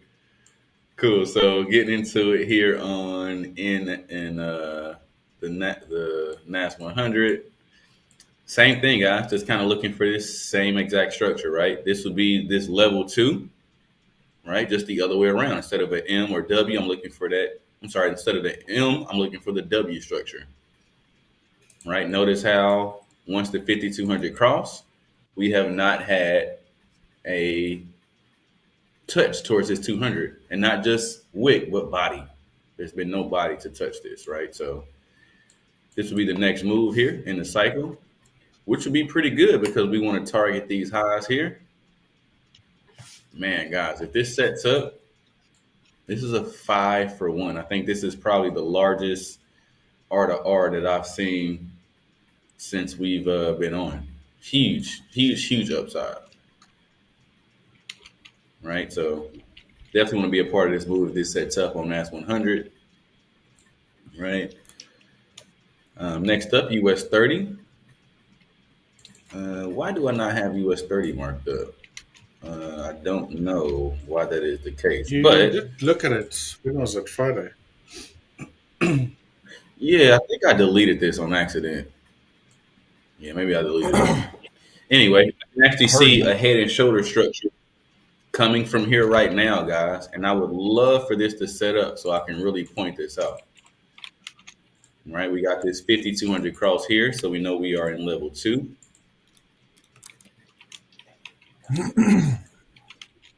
What was you asking me, Michael? I heard you from the loo. About my name or something? How old was the kid who came up with that name? Because that's a catchy name, kid. To come up with something like that, that's very creative. Early 30s at that point. Oh, so that's why then. Yeah, he's a young I'm thinking this little kid like, what should we name the cat? Let's call him. You know, like little tongue in cheek, little taboo, but it was funny. Right. No, it was. I love playing on words like that. I think it's hilarious. Yeah. He's super witty. That's my nephew. He's super, super witty like that. Yeah. All of us are pretty witty. Yeah. Yeah. I love it. I love it. My daughter has this tendency. We were at the beach one day. We were over at the pier, and my girl, she was wearing my mom's glasses. My mom comes down here all the time. Like, she's been here. She almost lives here. It's the craziest thing. But yeah, she lives in Chicago, but she comes here all the time. And my girl had her sunglasses on one day, and she leaned over, and they fell in the ocean. Oh my God. My daughter would not stop telling everybody that Mama dropped Nana glasses in the ocean. Like, how does she know to tell everybody that? It's the funniest thing. That's funny. You should have went and dove after him, Michael. Yeah, please. Yeah, whatever. Whatever. Yeah, the sharks can have it. Have them. Get her some new ones. I will buy you a new pair, sweetheart. Yep. Exactly. Right. But check this out. This is actually kind of cool, guys, because I kind of just mentioned this, right? How I mentioned how the head and shoulders, you can always tell because the head has outside the band, right?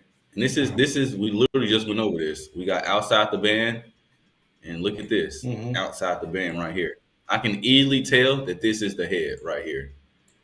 Head, I'm counting this as one shoulder. Right, I'm looking for this next shoulder here to go ahead and cruise on down. And that right shoulder, does it need to be outside the band at all or no? I don't want it outside the band. If it's outside the band, I'm gonna think that it's another head. Oh, okay. It's gonna do that monster two-head. with me. That's right. Yeah, Two-headed monster. Yeah. Gotcha. So how we have, and then you'll still be looking for another shoulder after that. Yeah. Exactly. I would. Yep. So we have outside the band here. We have outside the band here. Right. But if you look at this one is inside the band.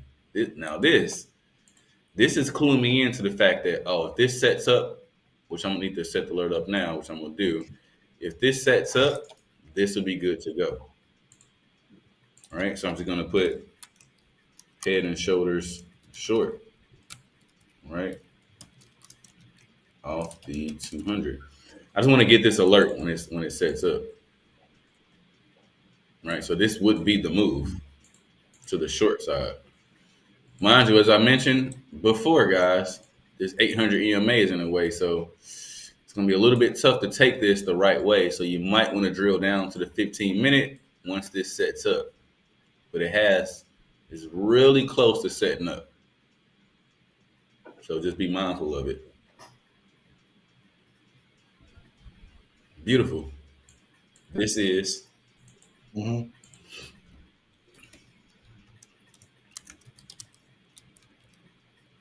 This is the head and shoulders right here. You can't miss this. No. You can't miss it. You know what's crazy is? I'm telling you right now, this move, let's take a 5-second gander at this move right here. 5,200 cross, level 2, left shoulder, head, right shoulder. If we look at this, we've seen this before. Many times before, but more specifically on, and this is where my memory really helps me out when it comes to trading, on USD CAD. We've seen this on USD CAD recently, guys. All right, let's take a look. Let's scoot back just a bit here. Yep.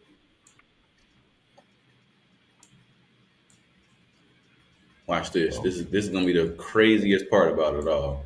Here it is right here. I can see it right now. This is the same exact thing. 5,200 cross. All right, we know we're in level 2, as I just pointed out. All right, and then we're looking for that wet head and shoulders pattern, which is here. Left shoulder, head, right shoulder, drop.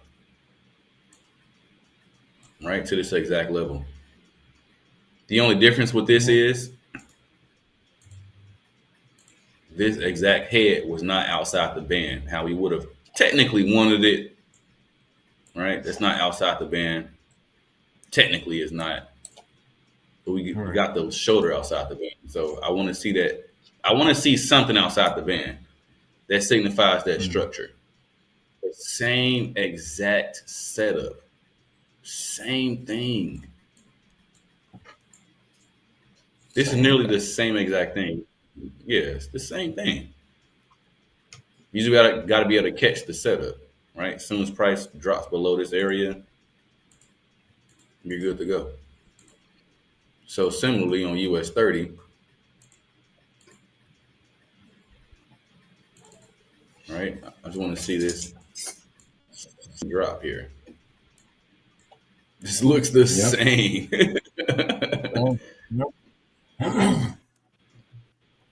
Except except you would say that setup in front of you is stronger, wouldn't you? Because the head also went out of the bands. You got it right. Which is why you see my stop loss is above this shoulder instead of above this head over here. The head, yeah.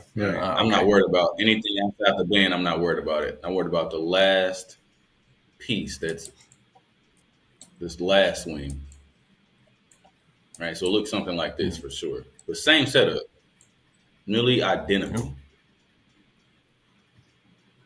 right? So this definitely will be the move on US 30. This can actually set up today, right? I'll be all over this. I won't be surprised if I tell you guys tomorrow. I mentioned to take this trade, right? And we can also we got a few levels here. We can take this the 1 for 1.4. We can take this to 1 for 2.5, or if you're really pushing it, 1 for 3.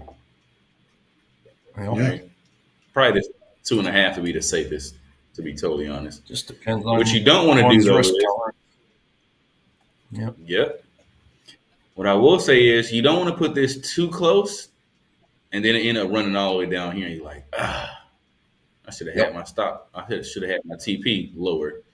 Make sure you trail this stop because this is a nice area. It's nice, 3 nice areas to make sure that you can, get a piece out of. So just be mindful of all 3 of these. The safest zone, in my opinion, is zone 2. If you need something more than a 2.5, you're a little greedy. Right?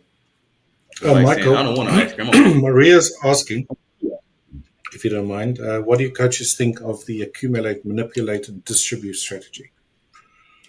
Pretty much what you're looking at, right? That's the lifeblood. Yeah. It's real. That's what she said. I got a poster on my. She said, for sure. Look at this. Look at this. Check this out. How quick is that to get to the chart? To answer her question there. Yep. Look at this. It's everything. Accumulation. Great question. Manipulation. Distribution. I point this out all the time. Yeah, I mean there are different strategies to capture that event or a sequence of events, if that makes sense. You got ICT, what Michael's doing here.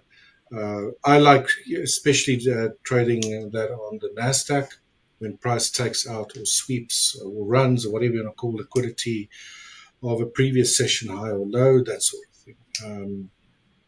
So different ways that you can actually trade, right? So I won't call it as just one strategy, but it's rather a sequence of events that you have many strategies to build around it, right? To take, how can I say, advantage of knowing that this typically happens or happens quite often, right, in the markets. 100%. Excuse me. Like you said, there's ICT, there's the SMC, I think, Smart Money Concepts. There's what I trade, the Market Maker SMT. Method. Yeah, we'll get into an abbreviation loophole right about now if we did all of that. But yeah, it's all the same thing. Yeah, all the acronyms. Pretty much. All the acronyms. Yeah,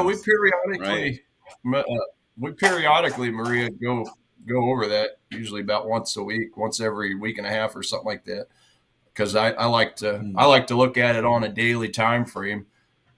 Just looking at how the big banks and institutions accumulate and distribute their positions, and then we just catch the meat in the middle. So, yeah, we'll definitely probably go over it again at some point this week. Maybe tomorrow we could do that again. I'll just kind of start at a daily time frame and go through that. But yeah, I like to do that periodically, just for the newer people joining the stream and. Just so everybody can kind of get up to date with it, Matt, and then of course how I use supply and demand zones. But it all starts with the accumulation distribution model to understand the real way the markets work. I actually created a video on my personal YouTube channel, which I'm still working to get an answer on, all about accumulation and distribution. So, perhaps I can talk to the powers that be and see if that's something I can provide a link for. So yeah, stay tuned. Right. That's a good one. I'll see if I can get that. If I can share that link. So stay tuned. Yeah. But if nothing else, we'll just go over it live again. That's part of the beauty of having a 4-hour stream, right? So we can definitely do that. Right. No, to answer your question, I totally believe in it. Like that's That's actually my entire No, approach. Michael, can I quickly show my chart? I want to show exactly what you got there, very close to it. On the Nazi, for example. Absolutely. Just to, show what I like to look at. I didn't trade this one specifically, but what we got here is the NASDAQ, right? On a 5-minute time frame, could be any time frame. We have the session blocks here. So this is the New York morning session. Here we had the London session. Here we had the Asian session. Now take note of that diagram that Michael's drawn there. Probably not that clear, but we had a bit of sideways movement here, right? Accumulation. Then what happens? Manipulation and distribution to the downside. Running the previous highs of the London session. And something I think you touched on this, Michael, the SMT concepts, which stands for smart money, I think it's trading or smart money timing as well. SMC, smart money concepts. Yeah, SMC. Concepts, yeah. But you get this specific concept called SMT, smart money timing or smart money, I don't know, technique or whatever you want to call it, where you see this, the NASDAQ, and on the white side here, on this line chart, we got the ES or the SPX. So they're very highly correlated markets, right? Now, quite often during manipulation, you'll find that the one's price action behaves different than the others. Very often, they're always, or not always, but majority of the time, your highs and lows will almost coincide identically, right? You can see that as we go to the right here. But when you get a manipulation event, very often, in this case also breaking a previous session high, look how all of a sudden your NASDAQ made a higher high. Let's make that thicker so it stands out, maybe a different color. But look at what the SPX did, or the ES, if you trade the futures. Lower high. So they diverted from each other in price action. And that's a very, very powerful technique to spot what smart money is doing. That's why we're calling it smart money techniques or smart money timing. And sorry, I just thought I would quickly show you this because this is actually something perfect. I spotted the other day. So you got like accumulation, manipulation, and then boom, distribution. And SMT is one of those things you can use to try to spot earlier on the potential manipulation that's occurring. You can do this on, if you want to do this on the Forex pairs, I think it's the euro dollar and the pound dollar, since they do follow each other very, very closely. You can actually spread them against each other and also try to view the same SMT concepts at important highs or lows, if that's something you'll be interested in. All right. I just thought I'll show you that, just Maria, while we're on the educational or question side of things. Very interesting stuff. It's perfect. Accumulation. If that's not the same diagram that I draw nearly every day, I don't know what it is. It's the same. It's the same thing, right? Just a variation of it. Yep. Super high probability area too. Anytime you can get in at the start of right, here we're going to pass it back to you, Michael. I just thought I'll quickly show you, Maria, that. Nice. Okay. Yeah, pass it back to me. Back in, we can get my chart back up here. I see Maria Foster says, I'm looking to the coaches on the futures session. A couple of them never heard of the ICT. Yeah, I mean, it's just one of those things, right? It's a million ways to do this. Yeah. Like, it's like, oh, I live in Mexico. You don't know which one. And there are also so many different ICT models, right? So it's almost like a rabbit hole trying to, you can't definitely not trade all of those models, that's for sure. It'll just confuse you. Yeah, just pick whichever one works best for your personality. Yeah, that's really all it said it perfect. There's people, Michael, Richard, there's people that swear up and down ICT is a scam. So it's just crazy that I you have seen such it. strong opinion. I seen it. But Yeah. in any way, any trading style, you'll always have detractors. You know, I use supply and demand. People say that's no good in Forex. Breakout trading, you know, people say that's crazy too, because obviously you're going to get retraced and stopped out. But you can really trade about anything as long as you just understand the risk management side of things. Kind of like what I mentioned on our Sunday episode last night. This article I read somewhere talking about really just about any trading strategy works. It's just all in how you work your stop losses and your risk management. So how dare they say this doesn't work or that doesn't work or that doesn't work, because there's somebody out there making it work and making money doing it. So again, it's just whatever your personality is. There's no one golden way to trade.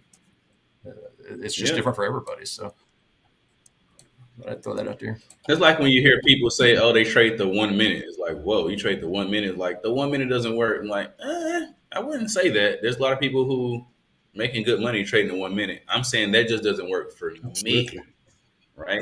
For me, it doesn't fit my personality. I don't want to be glued here every 1 minute and getting alerts every 1 minute when something goes off. That just doesn't fit my style.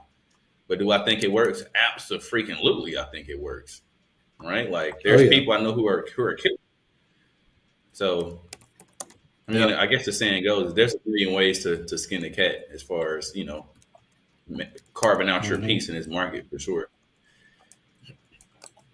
All right. A lot of them just seem to overlap. Yeah, that's for sure. Yep. Right. No wrong way to eat a Reese's. Exactly. Right. There's Les Brown. He's I think I might have mentioned it to you guys. One of the personal development speakers, really popular, and he did this study about how different countries eat pie differently. He like some country, like I can tell you guys, they could. Most people, you know, like a pizza, I guess, like the triangle square. He's like, oh, I can tell you guys exactly how many Americans are here. And he's like, it's no way to be able to tell that. And she's like, I can tell. You know, she went out, she counted everybody, and she said, you have exactly X amount of Americans here. And it was like, how do you know that? And it was like, very simply, Americans eat their pizza or pie, right, from the small piece and then go to the larger piece. Everyone else eats it the other way around. And it was like, what? You was able to I couldn't even imagine eating a piece of pizza the other way around. Or a piece of pie. Well, do you remember? No. Well, when they came out with from a small pot. When they came out with the stuffed crust pizza, remember they had it on the TV commercials. Oh yeah, you'd have probably been here, Michael. Yep, the cheese. Yeah, They were showing them eating pizza backwards, or what we would call backwards here in the U.S. Yeah, agreed. Anyway, again, I said all that to say there's a million ways to do this. Who would have ever thought that somebody would turn around their piece of pizza and bite it the other way around? I would have never guessed that. Same thing with trading. Michael, just quickly, the back end or support guys, Tiger as well, I've been working on another laugh out loud times segment for us. So we'll be doing that in about 14 minutes from now. It was a lot of fun last week, so we will be having another one. Just to let you know, so do stay tuned for that. That was quite funny. Have your cell phones ready too, because there'll probably be a code on there that we can all scan again to answer questions that will be given on there. So maybe we can come up with another honky dong type answer, right? That was funny. And how's it, James? Right. James is saying hello. He's in the chat there. Hello, James. Coach James. Hey, James, what's up? Hey. Yep. Nice. Sweet. Well, yeah, we have not gotten far at all, gentlemen. We're literally on number 2. Right. I know we got to be on, do this in a few minutes. So let me just try to get through this just a little bit here. Okay. Well, cool. We're just looking for the head and shoulders pattern, right? Same thing. Looking for something to kind of pan out right here on this hard right edge, right? Nice close below this. I'll be interested in US 30 at that particular point to the downside, right? So definitely want to be mindful of this today. This would be sweet. Just be careful with this 800 EMA sitting in the way, as I mentioned previously, right? Getting along to the SPX. We got more markups here. So this is cool too. I have this from last week. I had somebody ask me, it was like, wait, does price always run in that direction? I'm like, no, actually it doesn't. Like there's these things where it's called resets, right? So we got the peak high, which makes the M, and it might go right into the peak low. And a lot of the times, guys, this happens off of this EMA right here, which is this dark blue one, right? This is separate. I drew this on here, and this is the actual EMA here. But you'll see it'll do the peak high, turn right into the peak low, and then turn around and do the same process, just the other way around. So this is a good example of, no, it's not going to make that crystal clear diagram that I draw out every time. Sometimes it'll look something like this, right? One of those variations to the theme is what we call it. So it won't look the same way every time, right? But cool, just jumping into it and moving forward here. And SPX, we're in essence, guys, looking for the same thing. You can see this kind of jumped up a bit. Maybe we can move this down and then target these highs up here. I always go for the TP is at the ADR high, right? So this would be a nice 3-for-1 if this did set up with a nice reload. Whoops. Scoop this over, right? Nice reload over here. This would be a great setup. And once again, just like NAS 100, we've been looking for longs. This thing, all three of these been hitting the all-time highs quite often. So I'm actually more biased to take these longs. So if something like this sets up, I'm all over it. I would love for this to set up like this. This would be me taking this trade on all my accounts. That type of setup. Right, so that's SPX. Gold, I think we went over gold like 10 times today, but I'll do it really quick. We sure have. Right. I'm looking for definitely long the still. mover. I mean, if this breaks this level, obviously, again, I'm not long as of right now, but I am biased. My bias is long.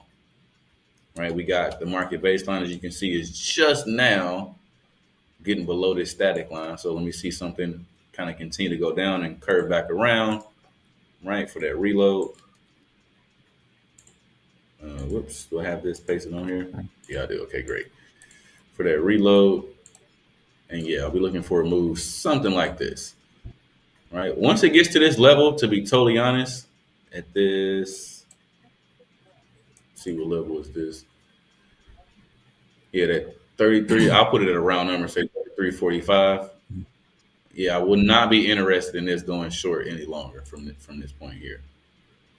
So I'm long for sure. I don't know why that popped up like that, but whatever. But yeah, looking for take these. Again, I mentioned normally the ADR high, but when it's really close to the yesterday's high, I always aim for that one. So nice 1-for-1.47 there. All right, with the reload, of course. All right. Silver, I think we mentioned as well. Same thing, guys. I'm just looking for the same thing as gold that's on silver. All right. Target this same exact area.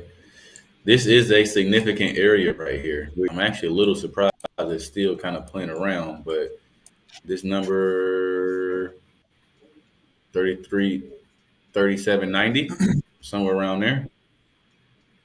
Still want to see price around that area and kind of run up, do the same exact thing. right? So gold and silver. I don't like silver. I like gold. Physically, right? Not technically. I don't wear silver. I like gold. The gold chains. Just haven't caught the bids yet. I'm gonna get you some gold grills as well, Michael. Right. You'll be they gonna make me take it off on the beach. My shades a little too much. Let me see your grills.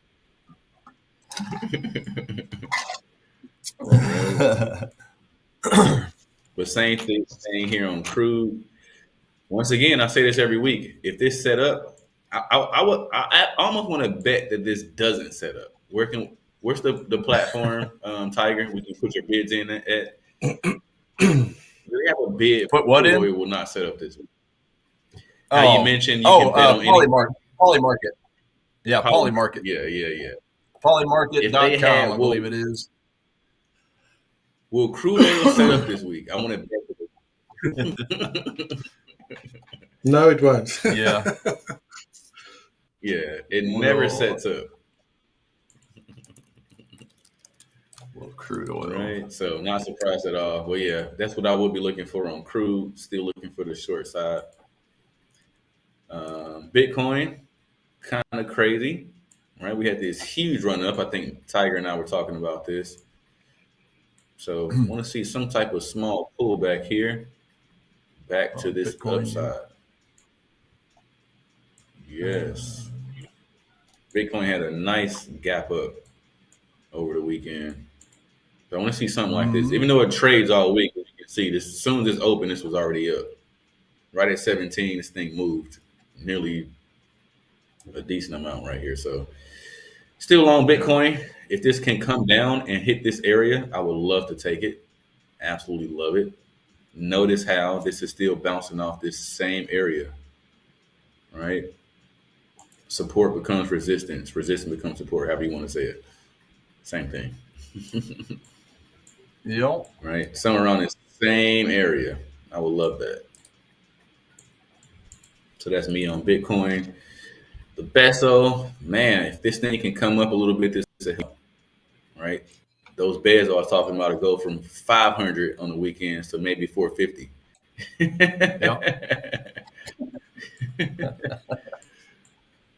Right? So something similar to this, right? Still not bad. Still almost a 2-for-1. Right? So I wouldn't take this once I mentioned. When me and Richard come up, you're going to wait and look at the exchange rate, right? So that you know how much you got to pay for our room. Is that... Luckily, I don't have to do that anymore. No. Right, I got my room. Right. It will be something. You like think that. we're joking, Michael? Maybe end of year company party at yours.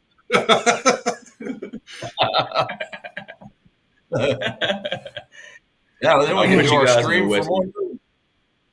Yeah. You know, you guys have to share a butler versus getting your own. Yeah, of course. No problem. It would be interesting. It would be interesting though. Do our stream from Mexico. That'd be great for the week or something. Dude, like I was set up an entire thing for us to make sure we can do that. Seriously, that'd be that's cool. Great idea. Great idea. Squad goals. I might have to use your passport connections first, Michael. Yeah. Both of us. Hey, let's do it. We can easily make it happen. All right. That's great. Well, cool. So I'll do this last one, and I know we're gonna do the LOL time from here. But yeah, guys, I think we went over this earlier today. Maria, you asked about EU. So just a quick recap. Same thing. We got the 5,200 cross. We know we're in level 2, and we're looking for one of these 3 to happen. Right? One of the 3 to go long. Anything but the last one. Right? This is a pass. If there's a V, this is a pass. Right? So whether it's the W off the 200, the half of bat off the 200, or the head and shoulders pat off the 200, it doesn't matter. As long as it makes this move off the 200 with the reload, I will take it. Right? As long as it's not a V, that's the only one that we can't take because it's going to end up jamming you up. Right? Of course, with the 4-hour confirmation. Right? So all set from there. A million subscribers actually asking about Euro USD, so you got it up there at the moment. That being said, so, this is EU here. Yeah, we got 30 seconds there to quickly go through it, and then we'll do our LOL time. Laugh out loud segment.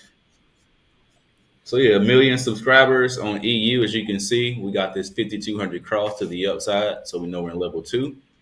We're looking for some type of longs, right? Whatever that long pattern would look like off this white 200 EMA level, right? That's this W structure that will look like this. Whether it's this half a back structure, which will look kind of like the W, except the second leg doesn't come down far enough. It's kind of like a short leg, but still comes up and closes above this area. That's good. Or, of course, the infamous head and shoulders pattern, right? Left shoulder, head, right shoulder. Doesn't matter what it looks like as long as it's one of these 3 types of patterns off this level. EU will be right. With 2 caveats. The reload, of course, right? Because technically, if we look at this, as you can see, the market baseline has not crossed below this level yet. So it's not ready just yet. We want it to come down here and give us something that looks like that. Then we can take it, right? Then it's good to go. But yeah, something that looks like this off this level. Thanks, Michael. We'll get back to that a little bit, but the time has come for a little bit of fun. We've did this last week. It was really funny. Trying to work this into these sessions a bit more often. So please do follow along. We are going to do our LOL, or Laugh Out Loud segment, starting right now. So please enjoy. Love it. Let's go. Let's go. In the wind.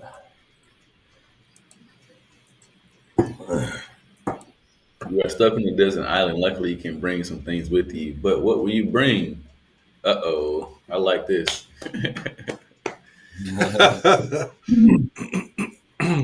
I love these questions. Yeah, by the way, everyone in chat, if you scan that QR code there, then you can follow along and vote during the slides and stuff that's going to come up now. It's really, really fun to do, so please do follow along. Yep. On. What are we bringing? Oh, gosh, I know what I'm bringing. I know exactly what I'm bringing. Is it forever on it? Yeah, I can think about a few things.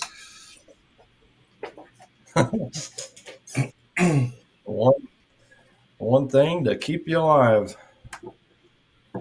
Well, I know what Coach Michael will be bringing. His agave plants. Start a new plantation. Yeah. Tequila Island. Yeah. That's it. The Gulf Paradise.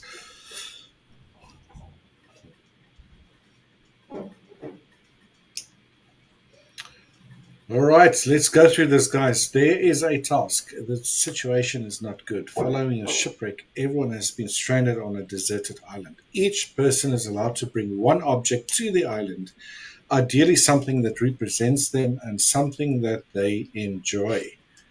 All right. One eye.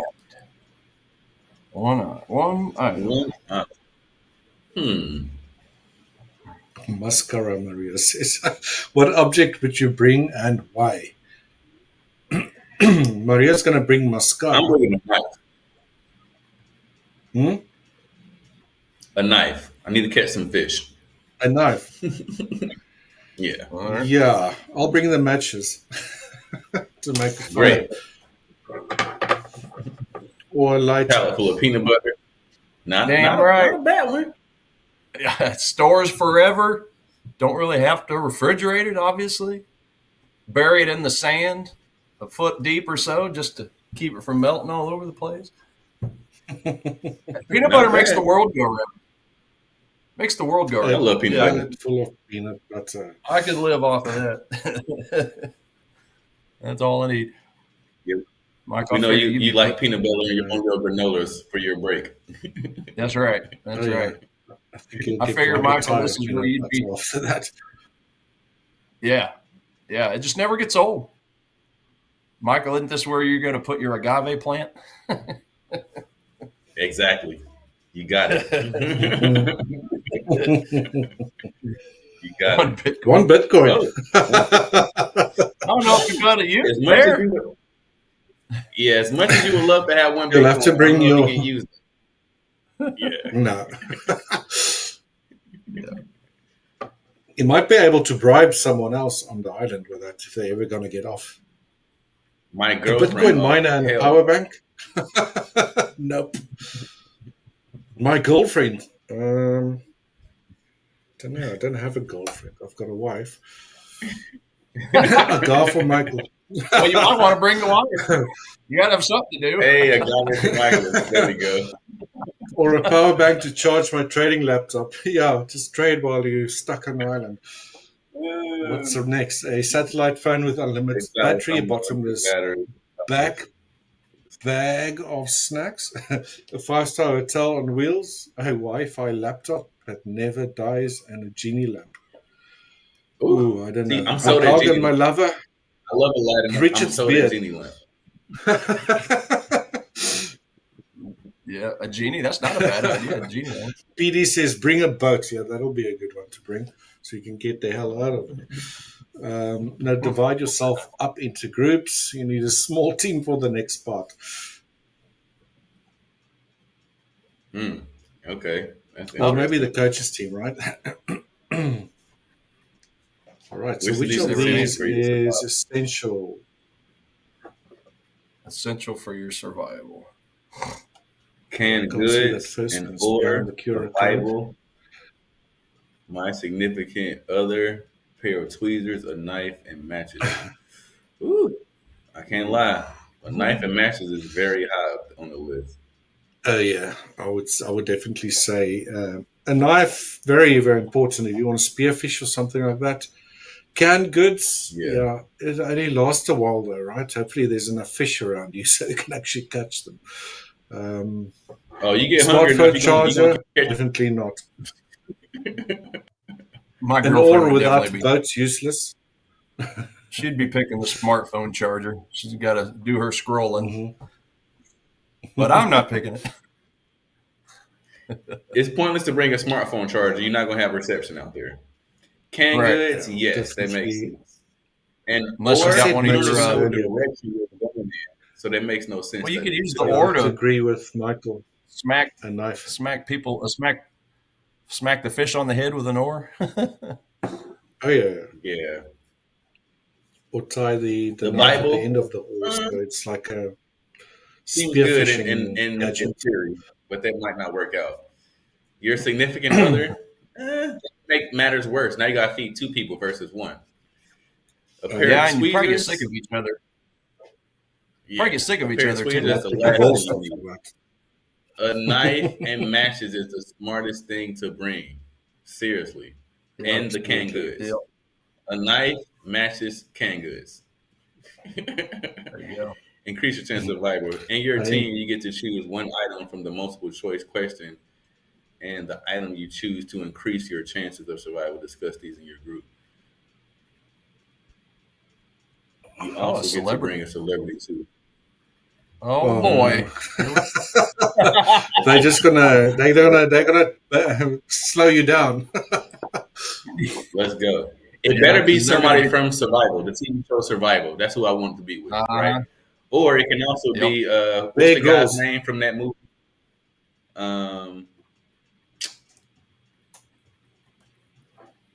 Oh, Not I know. Tom Cruise. Man was Tom Hanks. Tom Hanks. Tom Hanks. He was I'll bring Bear Grylls. You remember that guy? I suppose he's a bit of a celebrity. Einstein? No, I don't think so. Elon Musk or Lady Gaga? Wow. Heisenberg. Yeah, I'm man versus wild guy. Elon doesn't know what he's doing. I hate to say it, he just doesn't know. Ooh, Crocodile Dundee. Yeah, there we go. Bear Grylls. I'll bring him because he'll do all the work for us. Yeah. All right. Yeah. Bear Grylls. Bear Grylls. Somebody had the same thought as me. Bear Grylls. I can't remember if it's how it's spelled, but David Attenborough. He'll just narrate everything for you. It's like the crabs on the beach. Hey, it said The Rock, Dwayne The Rock Johnson. Dwayne The Rock Johnson. Tom Hanks from Castaway. Yeah. Crocodile Dundee.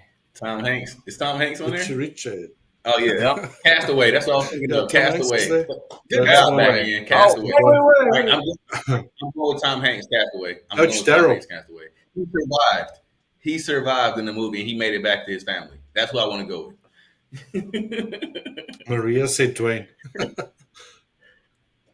Dwayne The Rock Johnson. That's Wilson. Richie. That's Wilson the volleyball. There. The volleyball from the movie, right? With old Bear Grylls. This is hilarious. Back to your team. Get together and agree on who your choosing celebrities bring with you, discuss and decide together. Guys, we got to bring Tom Hanks from Castaway. He made it, right? He made it.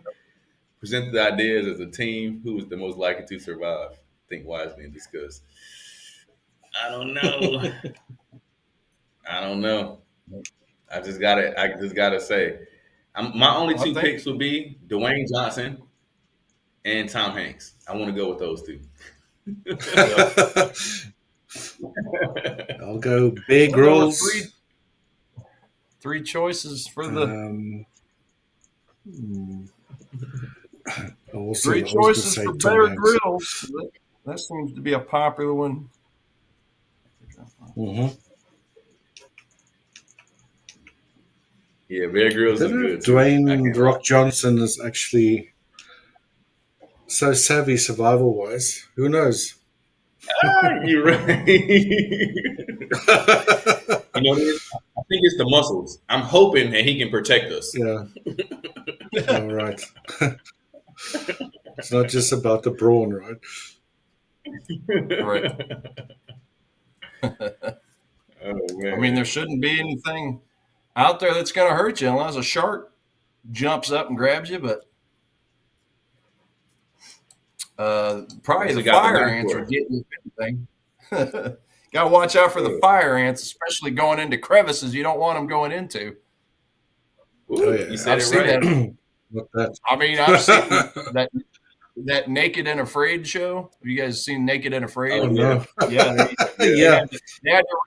They had to retract one of the women off there because it's got the fire ants up in the goodies, and she had to get medical extraction. No, gosh, I can imagine. Someone asked me if I were stranded on the desert island, what book would I bring? How to Build a Boat. That's the greatest book ever to bring on a stranded island. I've never heard of that. Think about it. We don't have the special tools, right? Maybe like a raft. How to build a raft would be better. We have to look that up. No, what you want to be able to build is a compass, because even if you were able to get off of the boat, you can't. What is this? Oh, this is me. Sorry, guys. Even if you could build a boat, you can't get. You don't know where you're going. You want to be able to build a compass if you get off the island. Yeah, makes sense. Yeah, that's true. But you can follow the sun. You just sun rises in the east, sets in the west. I mean, that help a little bit. Right. Now that was awesome. Was that it? That was pretty cool. I like that. That was it. That's awesome. Oh, okay. Nice. Thanks, guys. Nice. Let's do it again. Right. Break things up a little bit. Yes, we know it's Bear Grylls. No, I like that. Awesome. Well, sweet. Now we know who we need to call upon if we ever get stranded on a desert island. Yep. Right. Well said. It's a boat without an oar. I lost. Well said. Right. I'm gonna have to rewatch that movie. That was a pretty good movie. Castaway. Which one? Castaway? Yeah. Yeah. I liked it. Real good movie. I liked it. That's a good thing about watching these movies with your kids, And that came out way before my kids. And then, when they're old enough, it's like, I remember that movie is really good. Let's go and watch it. Yeah. So you get to rewatch it. It's like awesome. Yeah. Yep. That's like me and Aladdin. My daughter says all the time, Papa, quiero mirar Aladdin. Like, Papa, I want to watch Aladdin. She said this all the time. That's my favorite, little kids show, I guess. I love the story of it all. He was super broke. He was a real genuine person, and he had a genie and a magic carpet. I mean, what's cooler than that? Yep. Yeah, that's a good you one. don't get much cooler than that. Yeah. So I always like that. But yeah, she loves it. So I'm happy about that. We'll sit on the couch and watch Aladdin. She's all into it. All she wants is some popcorn. We'll have a good time. Kind of like Duck Dynasty with Donald Duck, the cartoon. Duck Dynasty. Oh, yeah. I think that was the name of that show. Same thing, right? Wasn't he like a super rich? Yeah, had a big vault in his house or something. Yep. All the coins. He's swimming in the coins and everything. Yep. Yeah. Yep. Swimming in the coins. Yep. Yeah. Who doesn't want to swim in some coins? I would love to do that. Yep.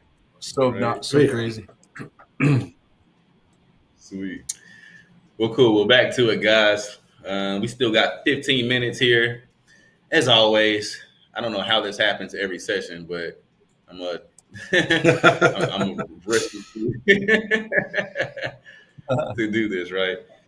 But cool. I'm gonna try to get through this as quickly as I can, guys. If you got any questions specifically on any of these pairs, let me know. I'll jump into it for the last 15 minutes here. So we just went over EU. Whoops. Let's do that. All right. So cool. So next up is EJ. Kind of looking for this W structure off this 200 EMA. I don't know why I have this on here twice, but let's get to it. All right. And then, we're looking for something like this. All right. With the reload, W off this 200 EMA, and boom, this is what I'm looking for today. This might not happen today. This could happen in Asia. It's a JPY pair, so this could be a good look for later. EN, same thing. We had this set up last week. As you guys remember, we smashed it. This was the trade of the week last week. And we're looking for something like this. Once again, if the ADR high is really close to the yesterday's high, I'll just take this. All right, so nice 2.3 for that one. Reload is already here. Just want to see it go ahead and finish on out, right? 5,200 cross, we're in level 2. Looking for some type of move off the 200. All right, to be honest, this actually...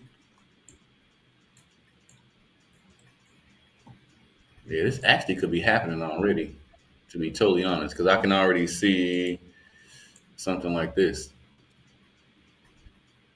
All right, that could totally be the move as well. We already got the reload. So not bad to look at ENs. ENs for long. It's not bad at all. We're moving forward. We got EC. All right, same thing.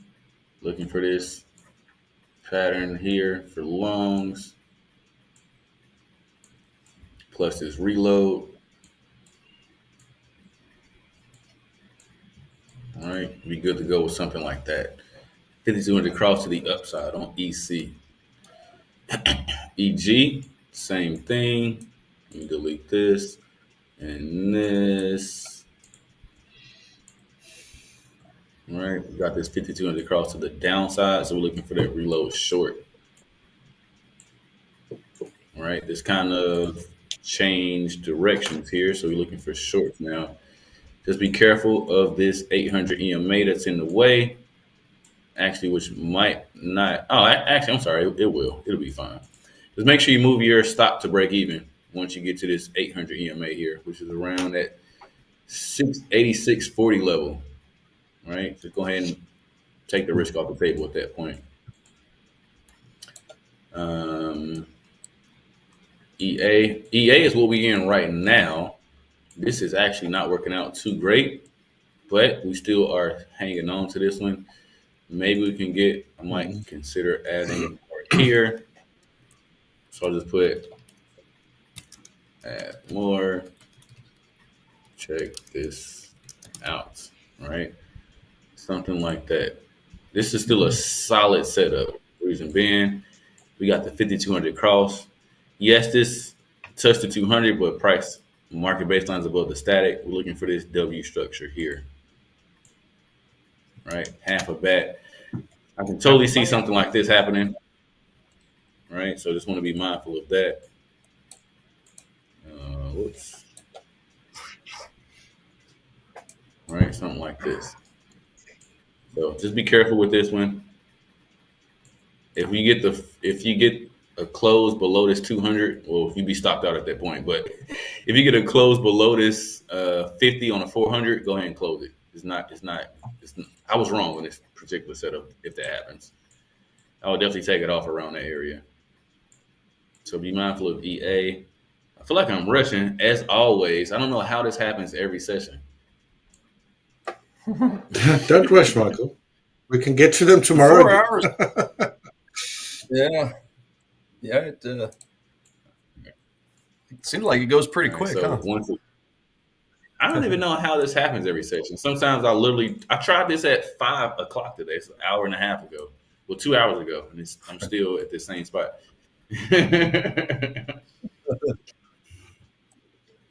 Easy to get distracted. Right, so next up on GU, we have this area here that we kind of looking at. Same thing, 5200 cross. I want to see some type of W structure. Half a bat, head and shoulders going long to this area here. All right, so same exact thing on GU. GJ, as you can see, once again, GJ just broke out of this little area. So I want to see it do the same. All right, let me get some type of entry. Ooh, we got this one pretty high. So yeah, almost a 4 for 1 on GJ. I'm going to be checking out GJ for the week, actually. I like this. Kind of breaking out this area there. Nearly a 4 for 1 on GJ with the reload, of course, off the 200. Next up, GA. We got this same exact thing here, right? 5200 cross. I'm going to target these highs, ADR high once again. All right, get this 5200 cross and get the reload. We're looking for longs off the 200 EMA once again on GA. Watch out for the 800 EMA though. All right, I will actually want to see a close above it because there's plenty of space. All right, if this closes above this for you to still get your piece. So maybe something like that. GC, same thing. Looking for this W structure as well off this 200 EMA. All right. Targeting these ADR highs here with the reload, of course. Oh, whoops. Yeah, something like this. Maybe a little bit deeper. All right. GN. GN is a pass. Reason being is we already have this 5200 cross, and we don't have this W structure. it's kind of just continued over the weekend. So I'm not interested in GN at all. So it's a pass. Remember, after the 5,200 cross, the next move is to bounce off the 50. Already broke this area up here. It's not in level 2 anymore. It's in level 3. And we don't trade level 3. Why is this not working? There you go. What? Oh. All right. So we'll just let this one go. GF. GF is interesting. I think we talked about this last week with this super low price. I think, Maria, you were here last week as well, talking about this super low GF. I think, Tiger, you mentioned the only time it was lower than that was in 1974. So, yeah, yep. GF is, whoa. GF is a force to be reckoned with, so watch out for that one. USD CAD. Want to see something like this on UC. Oh, where's the 80-yard low at? Oh, dang, it's all the way up here. Yeah, I'll probably pass on this one. It's really short. Yeah, I'll probably let this one go. All right, it's 0.99. That's slightly under what I would want to go for. So I would just leave UC alone. UF is interesting because this thing is just, yeah, we got the 5,200 cross. It's just now making that W off the 200 going long. Super interesting, right? We'll leave this one alone. UJ, one of my top 4 setups. We talked about this earlier today, so I won't get too deep into it. But yeah, zone level 2. We got the 5,200 cross, looking for some type of pattern off this 200. Just watch out for this 800 EMA. They can block you in essence. AC, same thing. All right, I got 4 minutes. I think I got this. Same thing. All right, looking for this reload here. W off the 200 going long. That's my move on AC. And U, a little short, but same exact thing. Looking for some type of W structure off the 200. Going long. Oh, this is a little short though, guys. Barely that 1 for 1 once again. So I will probably leave this one alone. All right. The reload has not happened yet either. Yeah, I will pass on EU. And C, this one got a little bit better. Out of the 2, I would take NC over NU. Reason being is this still has the R to R intact. Right? Yep. With the reload, this one's better. Take NC over NU. And F, how many more I got left? Oh, okay. And F, really quick. W structure off this 200 EMA. Right, targeting these highs with the reload as well. Right. AU. AU is much better. If anything, take AU over NU and NF because at least the 800 is really close. If you can get a nice close above, you can still get this almost 2 for 1. So AU over NU and NF, which is much better. Only got a 2 for 1 on this. AF, Tiger, I know you were in this move. All right. Yep. It's kind of basing around for the last couple hours, so hopefully we can get a nice little drop out of it, but we'll see. Right. No matter what happens with it, I'll still end the day positive. Yeah. Nice. Nice. Cool. EF, same thing. Looking for this W structure to the downside. Something like that to the upside with the reload, of course. CAD Yen. I don't like CAD Yen at all, to be totally honest, but if I was to look for something, it would be this. Cayenne plays around a lot. It's just, I don't know. It's kind of lucky sometimes. So we're looking for something like this on Cayenne. FJ is a pass. It's kind of too close in this level. Same thing with Cat Swiss. Again, looking for W's off the 200 going long, which is already happening basically. So this is a pass for now. AJ, I do want to see some type of W structure going long off the 200. And of course, as always, buzzer beater. Buzzer beater. All right. AJ, NJ is actually funny. I wouldn't take this one. I would just take AJ over NJ. No. And ladies and gentlemen, that is it with 1 second to spare. I'll do it. Good timing there, Michael. Well done. Awesome, awesome. All right, we've reached the end of our session. You guys had some trades going there, not my side. I'm hopefully going to get into gold sometime soon, if not hopefully tomorrow. Thanks to everyone that attended. It was a nice laugh out loud session as well. And of course, to today's first winner, Edgar Nova. Congratulations again. We'll be reaching you pretty soon, if not already, with your account details in your email inbox. So do enjoy that prize if you haven't won as yet.